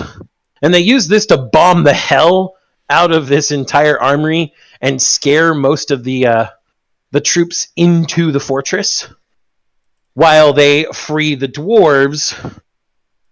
And then they get to the fortress, and the fortress sends out these super heavy armored dudes. And Toyohisa sees this and is immediately like, no, retreat! We don't have the forces for this, retreat! And because Toyohisa, the one thing that Nobunaga says about Toyohisa is a genius on the battlefield. He instinctively knows when to advance and when to retreat. He instinctively knows what battle tactics to take, and he instinctively knows how to use tools in unorthodox ways. As he shows off here, all of these heavy armor guys get close, and then he's like, Ominu now! Ominu puts up a giant circle of stone walls around them, and they throw explosive packages in and kill them all. Mm-hmm. And but it's also at this time... I should note in both cases, Ominu is almost horrified at the idea of using a spell that is meant to be defensive in her eyes in an offensive manner. Yeah, she finds it terrifying that Toyohisa uses these spells this way. But more importantly, Nobunaga has one of Ominu's communication crystal balls. And up with Nobunaga on a hill is the demented Hannibal Barca and the younger brothers of Shara. Mm-hmm. And he's talking about how he wants to tell Ominu to change some stuff, or tell Yoichi to change some stuff, or to set off certain explosions. And it is upon using this crystal ball to do so that he realizes, wait a minute, instantaneous communication across the battlefield without the need for messengers? This right here, more so than guns, will reshape war. Once again, this is Nobunaga predicting the future time. Mm-hmm. Because, well, we have something like that in modern warfare these days. We also have ways to stop that. But you see, this is a world where magic exists, and clearly the communication magic hasn't ever been blocked before, so it's a little bit more advantageous in them. After the defenders are all holed up in the final castle, Toyohisa takes the time to feed the dwarves, because the dwarves are emaciated. They're starving to death, essentially. And they're eating in front of the castle as an intimidation tactic. It's the best thing. With the attitude of once they stop eating, they're gonna come for you guys. And I believe Toyohisa repeatedly tells this to the hold up Orte soldiers, saying, "We're still eating. Remember, when we're done, we're coming in for you." And he even throws up a half-eaten bone of meat up there as well. It's also at this time that they're wondering, how the hell are we going to get inside? How the hell are we going to actually get there without going through a meat grinder? And Hannibal makes these interesting shapes with his hand that look like a snake raising its head a bunch of times. And Nobunaga goes, "Holy shit, wait a minute, are you a genius, old man?" And then, of course, the demented act comes back. Mm-hmm. And he uses the crystal, and he's like, "Ominu, do you still have stone wall talismans yet?" She's like, "Yes." "Give them to Yoichi." And Yoichi shoots a bunch of arrows in a rising diagonal pattern up onto the wall, and then she activates the talismans, and you've got a staircase. And Toyohisa and his men go up there through the window, and that was how they actually got into the inner courtyard before eating. That was the part that we accidentally skipped over a little bit. But the men eventually come out, along with their commander, because Toyohisa says, "Hey, if you surrender, I'll let you go." And the I'll let you- commander, I'll let you surrender. Not you, Commander. well, the commander comes out, the troops surrender, and he's like, okay, which one of you is the commander? Commander's like, that'd be me. He's like, all right, I'll arrange for you to go commit seppuku now. He's like, wait, what? Well, yeah, you've got to honorably split open your stomach to take responsibility for your loss. He's like, fuck that. And he starts trying to run back into the fort, and Toyohisa's just like, oh, you can't do it yourself. Well, I'll be your second. Here's your head, and takes his head. And the rest of the troops run away. And Yoichi is about to chase them down later and kill them, but Toyohisa's like, no, you don't have to do shit you don't like anymore. Just do what you want to do. And Yoichi is astounded. And as the other elves are like, should we chase after them? Yoichi's like, nah, we don't got to do that anymore. Which is, I think, a really good point for Yoichi, to be honest. Mm-hmm. At the very end of this, we see that there are some spies still at Carneades looking on at the Black King because he hasn't advanced. And they see why. The monster races are starting to perform agriculture, which means they're not here to just destroy, they're here to replace. And it scares the shit out of them. Mm-hmm.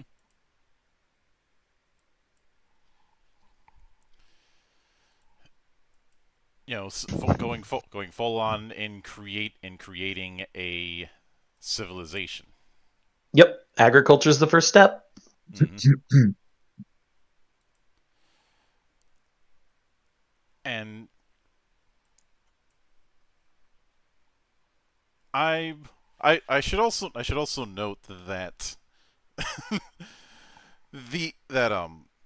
Saint Germain's cart, his carriage is is as unsubtle as the rest of him. It's white and pink with his face and name on it, and pennants flying with his face and name on those. And the interior looks like a it must be bigger on the inside, I'll put it that way. Considering, yes. Yeah. Though, for all we know, since we know magic exists in this world, they could be enchanted in some way. We don't know. It could be because it looks like a damn smoking room. Yep. Well, a smoking room in pastel pink. It is still Saint Germain. Yeah. But we see some more activity with the Black King. He's trying to recruit one of the great dragons, the Bronze Dragon. But the Bronze Dragon's like, I'm not here to be an ally or your pet. I'm here to tell you that you're treating dragons like pets, and I hate it. And the Black King instead infects him with super cancer, causing every cell in his body to replicate endlessly and without any sort of stopping, which of course is extremely painful to a dragon. Mm-hmm. And the dragon's like, okay, fine, I'll be part of your army. Oh, how he'll hate those words. It's also here that we see that Rasputin has created an alphabet and a syncretic religion for these monstrous races to learn to establish a unified community per the Black King. John finally awakens from being unconscious for so long after getting the shit kicked out of her by Toyohisa, and Anastasia tells her that Jidare is dead. Jean says, I'm going to kill Toyohisa. Anastasia's like, you shouldn't do that now. Wait until you're stronger and can do it for sure. But then we find out that the dwarves are now big and bulky now that they've eaten and can fight like demons, and asks them to specifically recreate the parts of the Tanegashima rifle that are the barrel and the matchlock flash pan specifically. Mm-hmm. And when he asks that, we then get to the next day where Count Saint Germain and the rest finally arrive in Godolka to meet the drifters. And with the attendants testing the limits of Rick, I was getting to that. Hey. So Saint Germain sends his aides to test out Toyohisa and see if they're worthy to form an alliance, because Toyohisa is not at the main building. The Toyohisa is out training with the dwarves because they do martial actions much like he does. They put everything into one strike, their entire soul into one strike, which he approves of.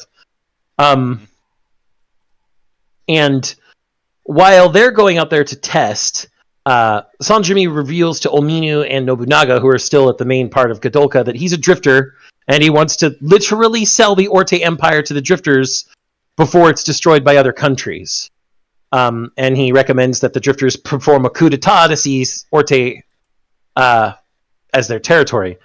Now, the way that the aides are defeated has to do with the looks of a person. One of them has tastes in young boys and sees Yoichi and immediately, well, that's all she wrote. Or he wrote. She probably works in this case. Oh, yeah. The other one's like, oh, that won't ever work on me. I've been to older men. And then, of course, Hannibal. Hannibal. And death by nosebleed. Yep. They're both defeated fairly easily. And Count Saint Germain can't understand what happened until they explain, but they're right in my strike zone. He's like, you fucking idiots. But it's with this new alliance that the Count Saint Germain sneaks the drifters and as many troops as they can carry in 3 of his carriages into Orte Empire's capital city to hold an emergency council meeting. And he tells this council that he's selling the country to the drifters. And some of the council sides with him, but then some of the council says that they should sell the country to the Black King. And this is because these other council members have been possessed by Rasputin. And they both had the same idea, a coup d'etat. They both also had the idea of a bloodless coup d'etat, or at least Rasputin did. Mm-hmm. But Nobunaga and Toyohisa and everybody else bust in and they're like, oh, we're here to fuck with your plans. And Rasputin's all pissed off and Nobuna's like, oh, no. Come on, you're supposed to continue to smile even when things go bad if you're going to be a bastard villain. Come on, smile for me! I love that line. Which Well, and I on do top recall of, around this time I had pointed out that it's likely that the title that Nobunaga took, the Demon King of Six Heavens, was just one giant fuck you to Uesugi Kenshin. Well, of the 6th heaven, Dairoku Tenmao. Yeah. It was also meant to strike fear into the hearts of commoners by name alone, because it's actually a very serious demon king within the religions of the time, especially Buddhism. Yeah, but because of the fact that Kenshin had took in so many Buddhists, he declared himself a Buddhist savior. Yes, and it is very clear that Nobunaga declared himself a demon king to tell Kenshin exactly what he thought of that. Mm-hmm. But Rasputin is not enthused with Nobunaga mocking him, and then Toyohisa cuts the heads off the 2 possessed counselors, which dismisses Rasputin because he was using them as a medium. And the Black King tells Hijikata and Rasputin that if they can't take the city, they might as well just cause as much damage as possible while withdrawing. Mm-hmm. And Hijikata's not happy with that because the Black King should not be defeated, because much like his loyalty to the Tokugawa shogunate as a Shinzengumi, he has a steadfast loyalty to the Black King. And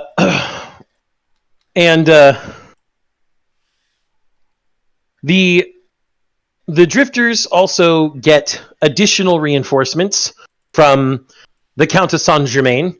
He has a very small troop, which Nobunaga tells him is stupid. He should have recruited the best. And he's like, it's because I was so choosy about the best that I chose the best troop. And the troop he chose is the Sacred Band of Thebes. For those who don't know, the Sacred Band of Thebes was an all-male troop from Thebes that were all gay lovers. Yep. All of them. And Because it was believed they protect each other. The anime All is not 300 exactly, of them. is not exactly subtle about it, because no shirts. That was the Count of Saint Germain who did that. He even admits that it was according to his tastes, that they wore butler gloves and butler pants with no shirts. Mm-hmm. But yes, a little bit more about the Sacred Band of Thebes. The reason that they were made entirely of gay lovers is it was believed that because their lovers were on the line beside them, they would fight tooth and nail to protect each other. Mm-hmm. Very interesting idea. Too bad the Sacred Band of Thebes was a mud hole stomped at one point in history. Yeah. Maybe they enjoyed it. Maybe they were just big M's that way. And so Nobunaga goes, okay, so how many guns do we have? And the dwarves are like, we could only make 100, because they could only make 10 guns a day after they showed him how they could make the guns. He's like, 10 guns a day? That's fucking amazing. Like, yeah, he's astonished at the fact that it's a day. Well, yeah, because they said 10. He's like, only 10? He's like, yeah, well, what do you expect? If we work any harder, if we work any harder, we'll work ourselves half to death making more than 10 a day. He's like, wait, 10 a day? Holy shit! So he gives 100 muskets to the Sacred Band of Thebes, and because of the fact that, they'll be very steady with it. He knows that they can make the aim. Mm-hmm. And then he splits the elves under Yoichi, puts the dwarves, well, technically under Toyohisa, but I only say technically because, well, Toyohisa does his own thing on the battlefield all the goddamn time. Mm-hmm. So if he's going to do his own thing, best not to stop him and just give him some decent backup. Yep. And the best part of this whole beginning of the interaction is when they're allowing the End's army to come down the main thoroughfare towards the Capitol building. Mm-hmm. And the guns are aimed out.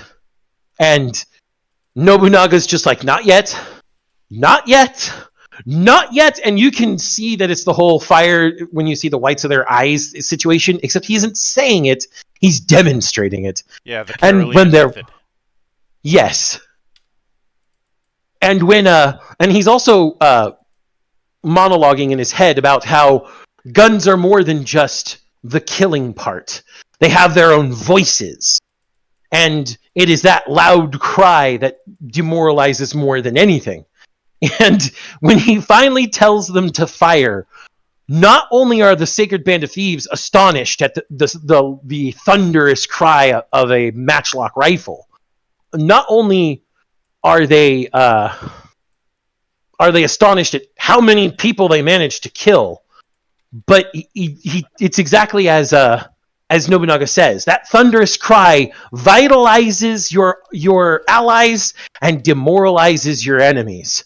And then, of course, after the first firing, while they're all refilling their powder and making sure their fuses don't go out, Toyohisa and the dwarves are like, ha ha ha ha, and come up to start chopping into the forces as well.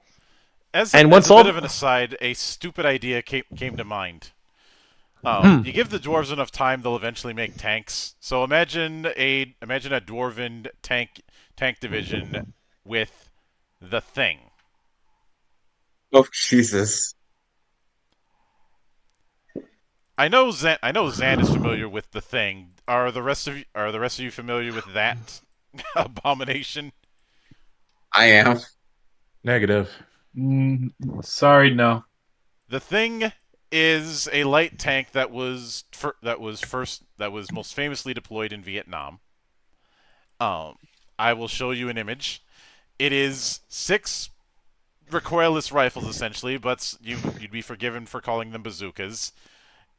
Aimed with a 50 cal spotting rifle. Damn. When it was put together as a collaborative project between the Army and a tractor company, it was put out at the Aberdeen Proving Grounds. The Army said, "No, that's way too much backblast. We're not taking it." Then the Marines said, "I'll take your entire stock." And the official name of the tank is the M50 Onto. Yeah, but nobody calls it that. They just call it the Thing. Yeah. Yeah, I know. It's just like nobody calls the B-52 bomber the Strato Fortress. They call it the Big Ugly Fat Fuck. I'm not kidding! It's the buff for a reason. The Big Ugly Fat Fuck. Well, it's not inaccurate. No. But I'll be right back, guys. I'm gonna get a drink. Besides, all right. All right. Games Workshop already gave us the idea of dwarves and tanks. I just say let's go further with it. I thought Final Fantasy IV gave us the idea of dwarves and tanks.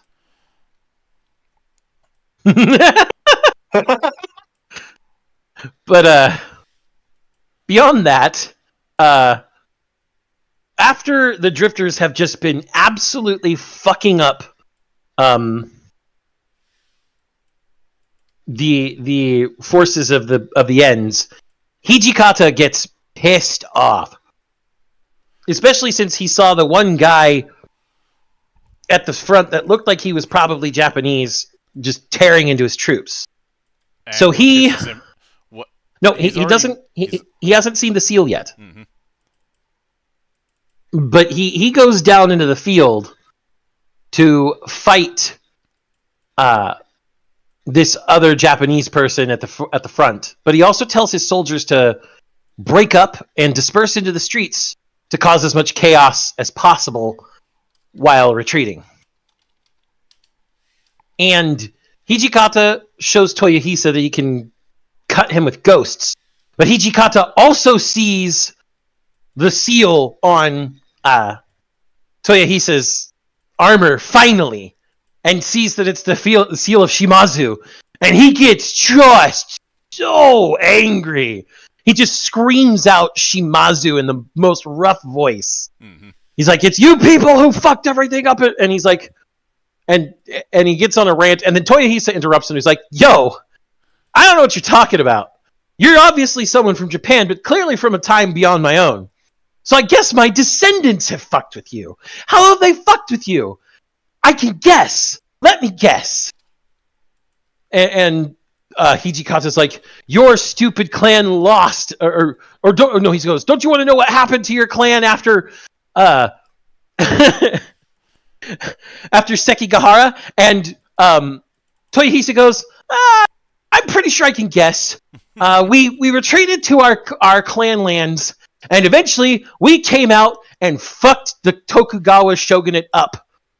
It doesn't matter if it happened instantly or later down the line, but I'm guessing that's what we did," which is amazing because Toyohisa is actually right. The Shimazus did, in fact, retreat back to Satsuma and are, in fact, one of the 2 primary clans that started the Meiji Revolution and dethroned the Tokugawa shogunate 300 years later.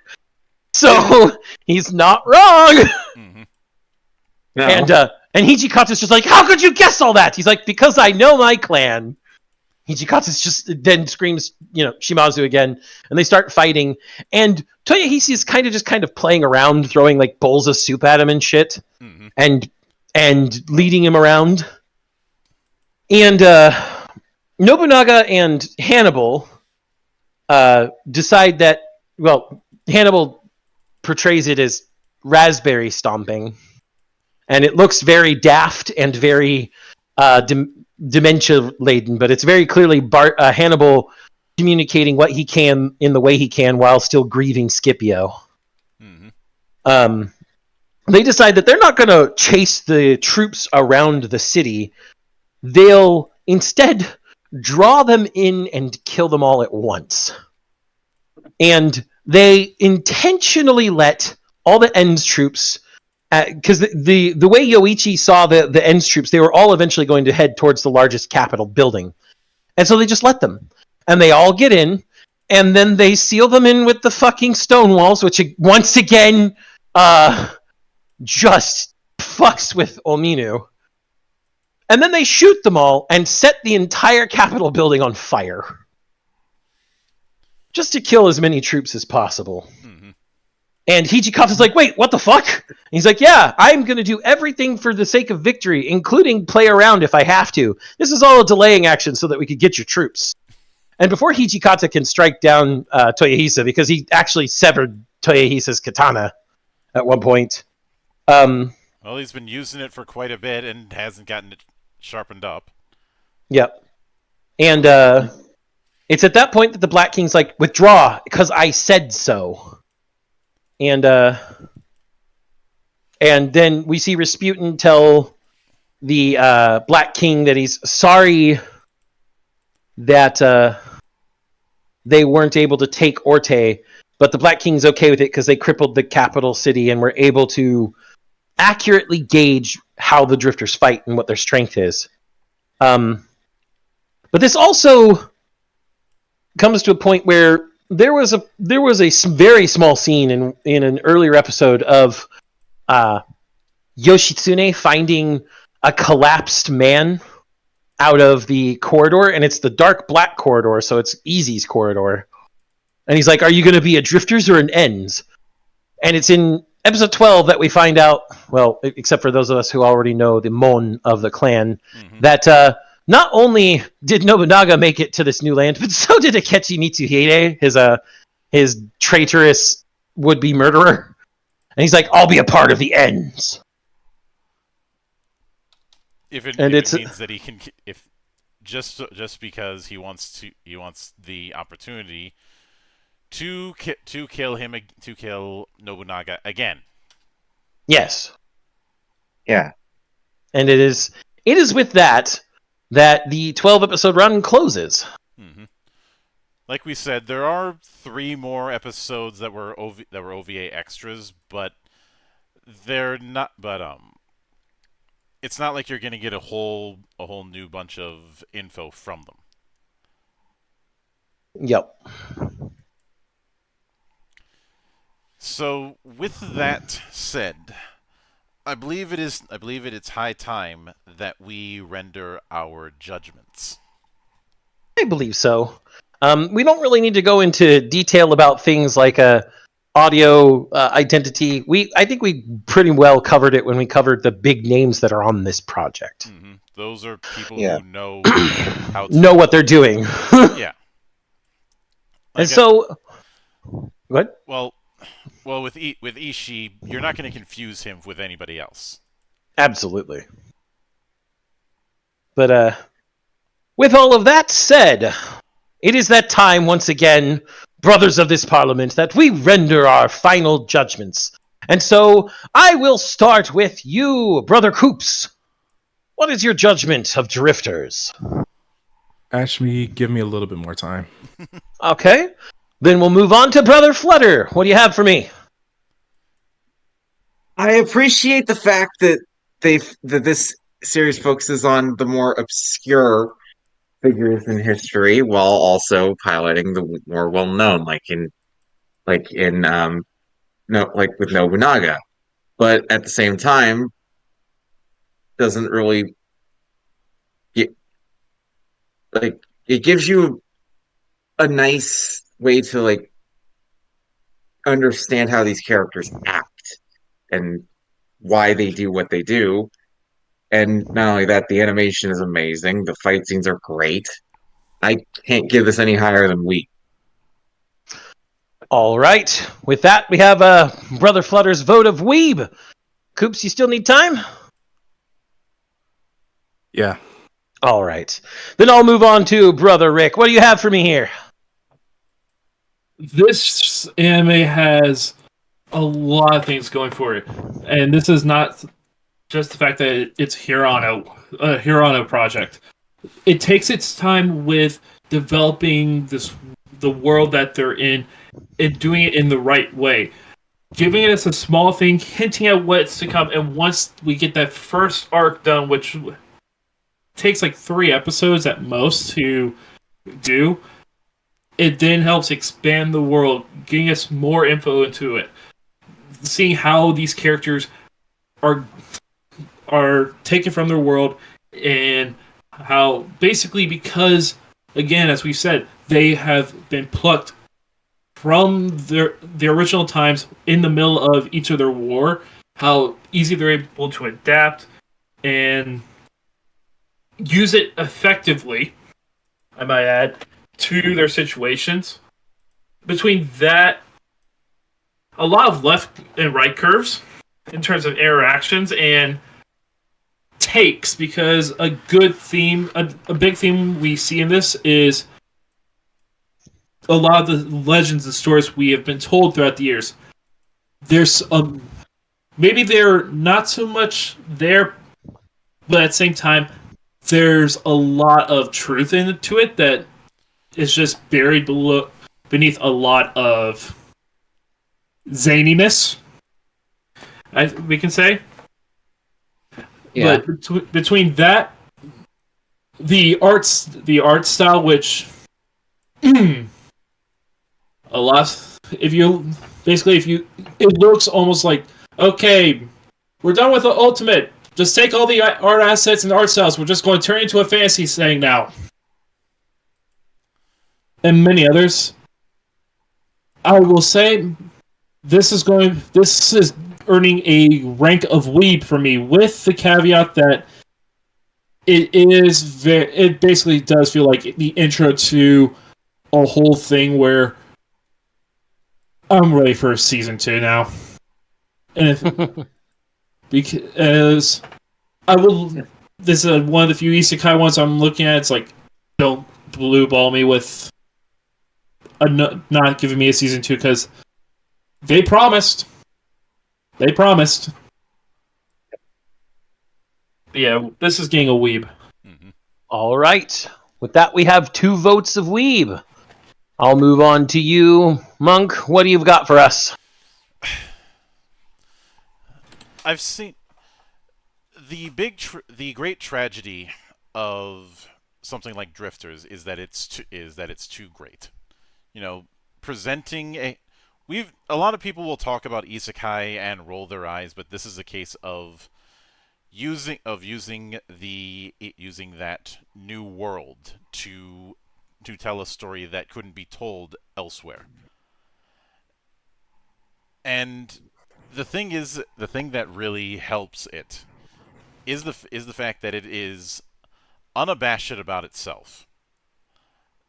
It is bloody. It is detailed. It is absolutely nuts, and it knows all of that, and it revels in it. And in that revelry, it's able to carry anyone who's watching it along with it. Unless you're one of those people who does the performative jadedness that we talk about, but fuck them. But the thing is that even with all of that, there's never really an episode that feels like it's just wasting time or is filler. And it isn't. And I suppose that the reason why I say it's a bit of a tragedy is the fact that for several years now we haven't heard anything about follow-ups, and there's been the issue of well, how slow Hirano is when it comes to putting out chapters. Which, even though it may not be the main factor, it's probably one of the major factors into why this doesn't have a season 2. Yeah. And with all of that, there are too many forces in its favor to give it anything but weeb. I will note though, as I was going through it, there were, because I'm a big fan of alternate history, and there were a few ideas that I may end up exploring in the future that this put in my head. One of them is what sort of lesser-known historical figures might be a really good fit for this world as a potential drifter. Ooh. One that came to mind for me is, and I mentioned this last night, the original Cassius Clay.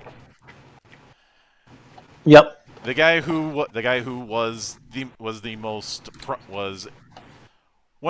son of one of the biggest landowners in Kentucky. When his old man passes away, he frees all of the slaves that were in the family possession. Gives land to several of them. Is a ardent abolitionist, and and was also a really good duelist, because a lot of what would happen is somebody had a problem with his attitudes. A duel would be issued. He'd kick their ass, rinse and repeat. In one case, some folks tried to hire an assassin to take him out. He got shot in the chest, but it bounced off of the metal. I know shield who of you're Bowie referring knife to now. that he had, and he just beats the living shit out of his assassin. Cuts off his knee, off a piece of his ear. Cuts his nose. And it took 5 guys to get him off. The assassin tried suing him, and his cousin represented him and said, "This is just standard procedure for Kentuckians." And he managed to get off because the assassin tried to sue him for, quote, causing mayhem. I'm sorry, I was defending myself from you who tried to kill me. It's the second you entered my domain, I have full right to do whatever I want to your ugly ass. Well, the argument the assassin made was that they were even after he stabbed him with the knife, and anything further than that was just causing mayhem. Bullshit. If I had to pick one, Monk, I don't know if you could call him lesser known. At least, I think he's lesser known to most people these days. Marie-Joseph Paul-Hiver Roche Gibert de Motier de Lafayette, also known as Marquis de Lafayette. Marquis de Lafayette. He's not very well known anymore. Like, even to people who are bigger history buffs. I could see it. So can I. I could see him going into the Drifters world. That'd be fun. Even more so if he's able to bring in a few tanks. Marie de Lafayette? There weren't tanks in the American Revolution, Monk.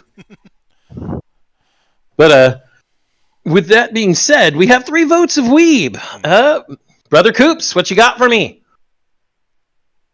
Pretty much what was already said has already been said. I kind of like this one. The fact that we got a lot of these figures from many different time periods, and the fact that they can interact with each other like they've been buds for many, many years, adapt to their personalities, adapt to their skill sets, and overall is just a very good time. Pretty lacking in the waifu department, but then again, Olminu is definitely the only one I need, honestly. I was gonna say you'd probably have Joan of Arc as under the waifu category. No, Anastasia. Anastasia. Especially I was gonna say anyone who likes a big titty white woman, Anastasia instantly goes on that list. Yeah, but she doesn't have the glasses, and you know how I am with the sexy librarian type. But regardless of that, I've had a lot of fun watching this. Therefore, this definitely gets a motherfucking weep from me. All right, and with that, we have 4 votes of weeb. As anyone should be able to predict, they already know my result. But before we get into that, this is an anime that has been close to my heart because I actually picked it up as it was coming out, and it was after feeling a little bit of melancholy from things like the end of Hellsing Ultimate Abridged and other abridging projects that were ending around the same time. So having a nice romp that was comedic without it being an abridged project was very, very fun. It was also just fantastic to see people from history that I did know about, because it may not seem that obvious, but I am somewhat of a history buff. Oh, really? No, really. And seeing these names that I know that a lot of people around me didn't know or wouldn't know was just fantastic.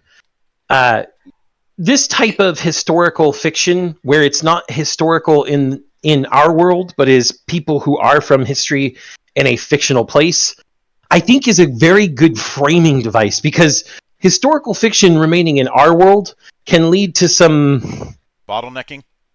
Yeah, especially considering, Monk, unless they follow the snowball like we do, it's gonna feel forced.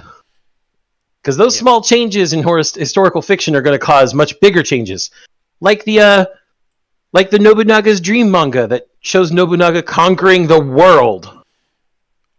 I remember that as we were going through this, I showed you guys that there is this very amusing document that is depicting the American Revolution from the Japanese perspective. Yes. I remember. Yeah. Yes, that was hilarious. It made American revolutionaries look like superhumans. Mm-hmm. And it's really interesting to see how the Hirano especially. It's clear that he took massive liberties with everybody's actual personalities. This isn't meant to be that historical of a historical fiction, but he kept the underpinning ideals of these characters in the same vein, so that while the personalities have been adapted to be a little bit more extreme, slightly Flanderized, if you might. It's still their core. Yes, their core is still intact. Beyond all that, we saw some actual combat strategies and tactics that have been used in history, and they were used properly. And we also got historical and accurately historical accounts of how saltpeter pits and old black powder were made. That was fantastic. That's a good attention to detail. Finally, I did say we wouldn't bring it up as a massive analytical area because of the names involved. The audio identity is still very, very important to me, though, and the way they got both sound effects and music intertwined in this show were phenomenal. It was just anytime anything needed to be pulse pounding, it was pulse pounding. Anytime anything needed to be pensive, it was pensive. Anytime anything needed to be comedic, well, that was easy. Including the visuals for those comedic moments. Goddamn, the break for okay, you want food, start plucking. Mm-hmm. And all of that just served to heighten the experience. Additionally, the voice actors it's very clear they were really into it. Mm-hmm. Every one of the seiyuu in the Japanese version are just phenomenal. Especially when we get Nobunaga. I mean, Nobunaga's voice actor had all of the fun in the world, very clearly. Which, probably makes a little sense considering that it's Naoya Uchida. For anyone who doesn't know Naoya Uchida, if we're looking at animated series, we've got things like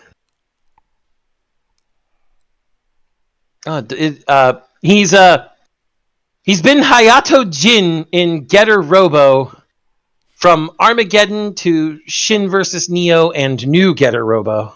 Mm-hmm.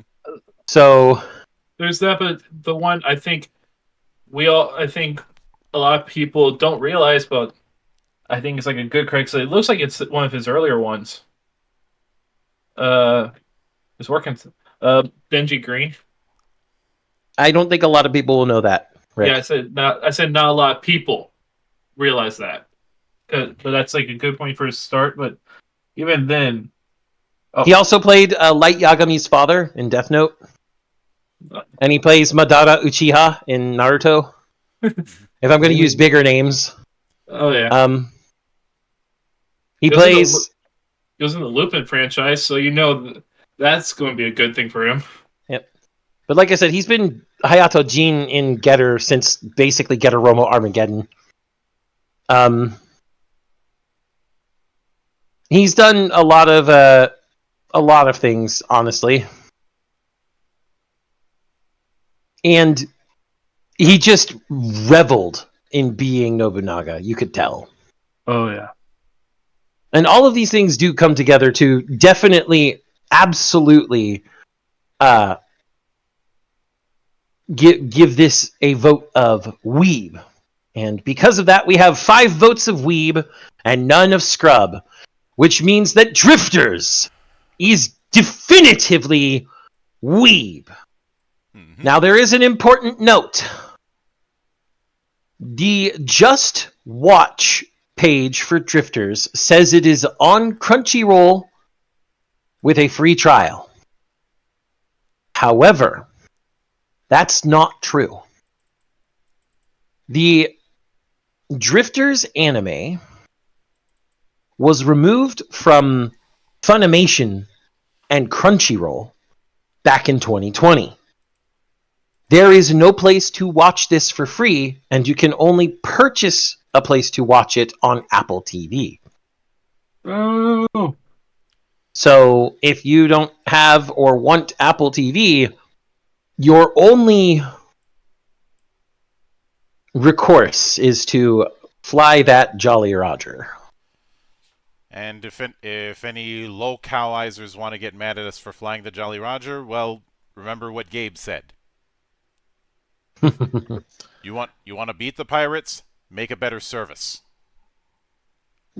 Oh my nugget. Suck my dick, bitch. And yeah, but even then, folks, here's the other factor. And I had mentioned this before we started episode 1.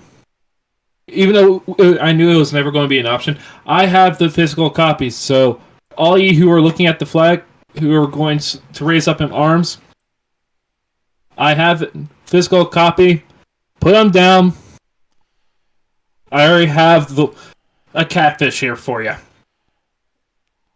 Physical copies is certainly one angle, but I'm aware. But it's legal, so it's going to shut them up. Yeah. But it's ultimately going to depend on what the prices for physical copy is right now. I mean, that's true. If it ends up being like $100 or so, then that's not going to be an option.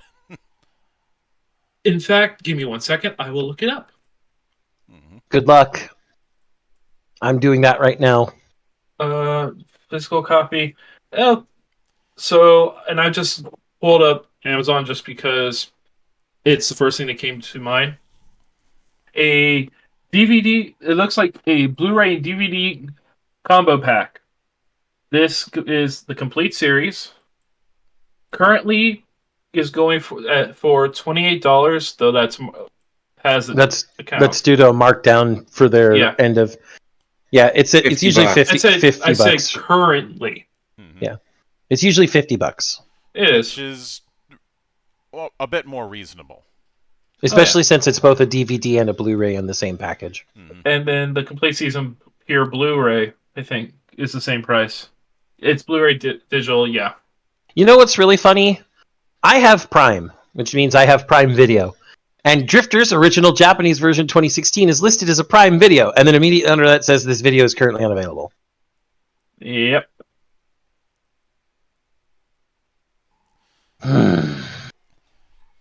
Which I'm reminded of when Marvel Heroic ended up going belly up, and for months the expansions that never came out kept taunting me in my recommends for like months. It's one of those kind of situations. It's like, watch this on Prime, except you can't. Again, you want to beat the people raising the black flag. Give a better service. If you can't give a better service, then you get exactly what you have coming. But it is once again that time for us to spin the wheel and see where we land. Though depending on where we land, we may call an audible. So, All right. Let's go. Wheel of morality. Turn, turn, turn. Tell us the lesson that we should learn. Dada dada dada dada. Fugo Keiji. Fugo Keiji? Really? Yes. Fuck yes! Fugo Keiji is the millionaire detective.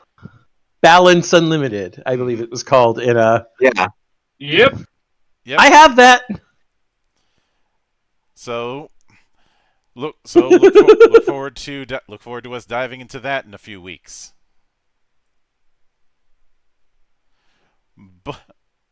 But until then, on behalf of the good brothers present and not present, my name is Mildra. I am your gaming monk. Stay fucking frosty, everybody.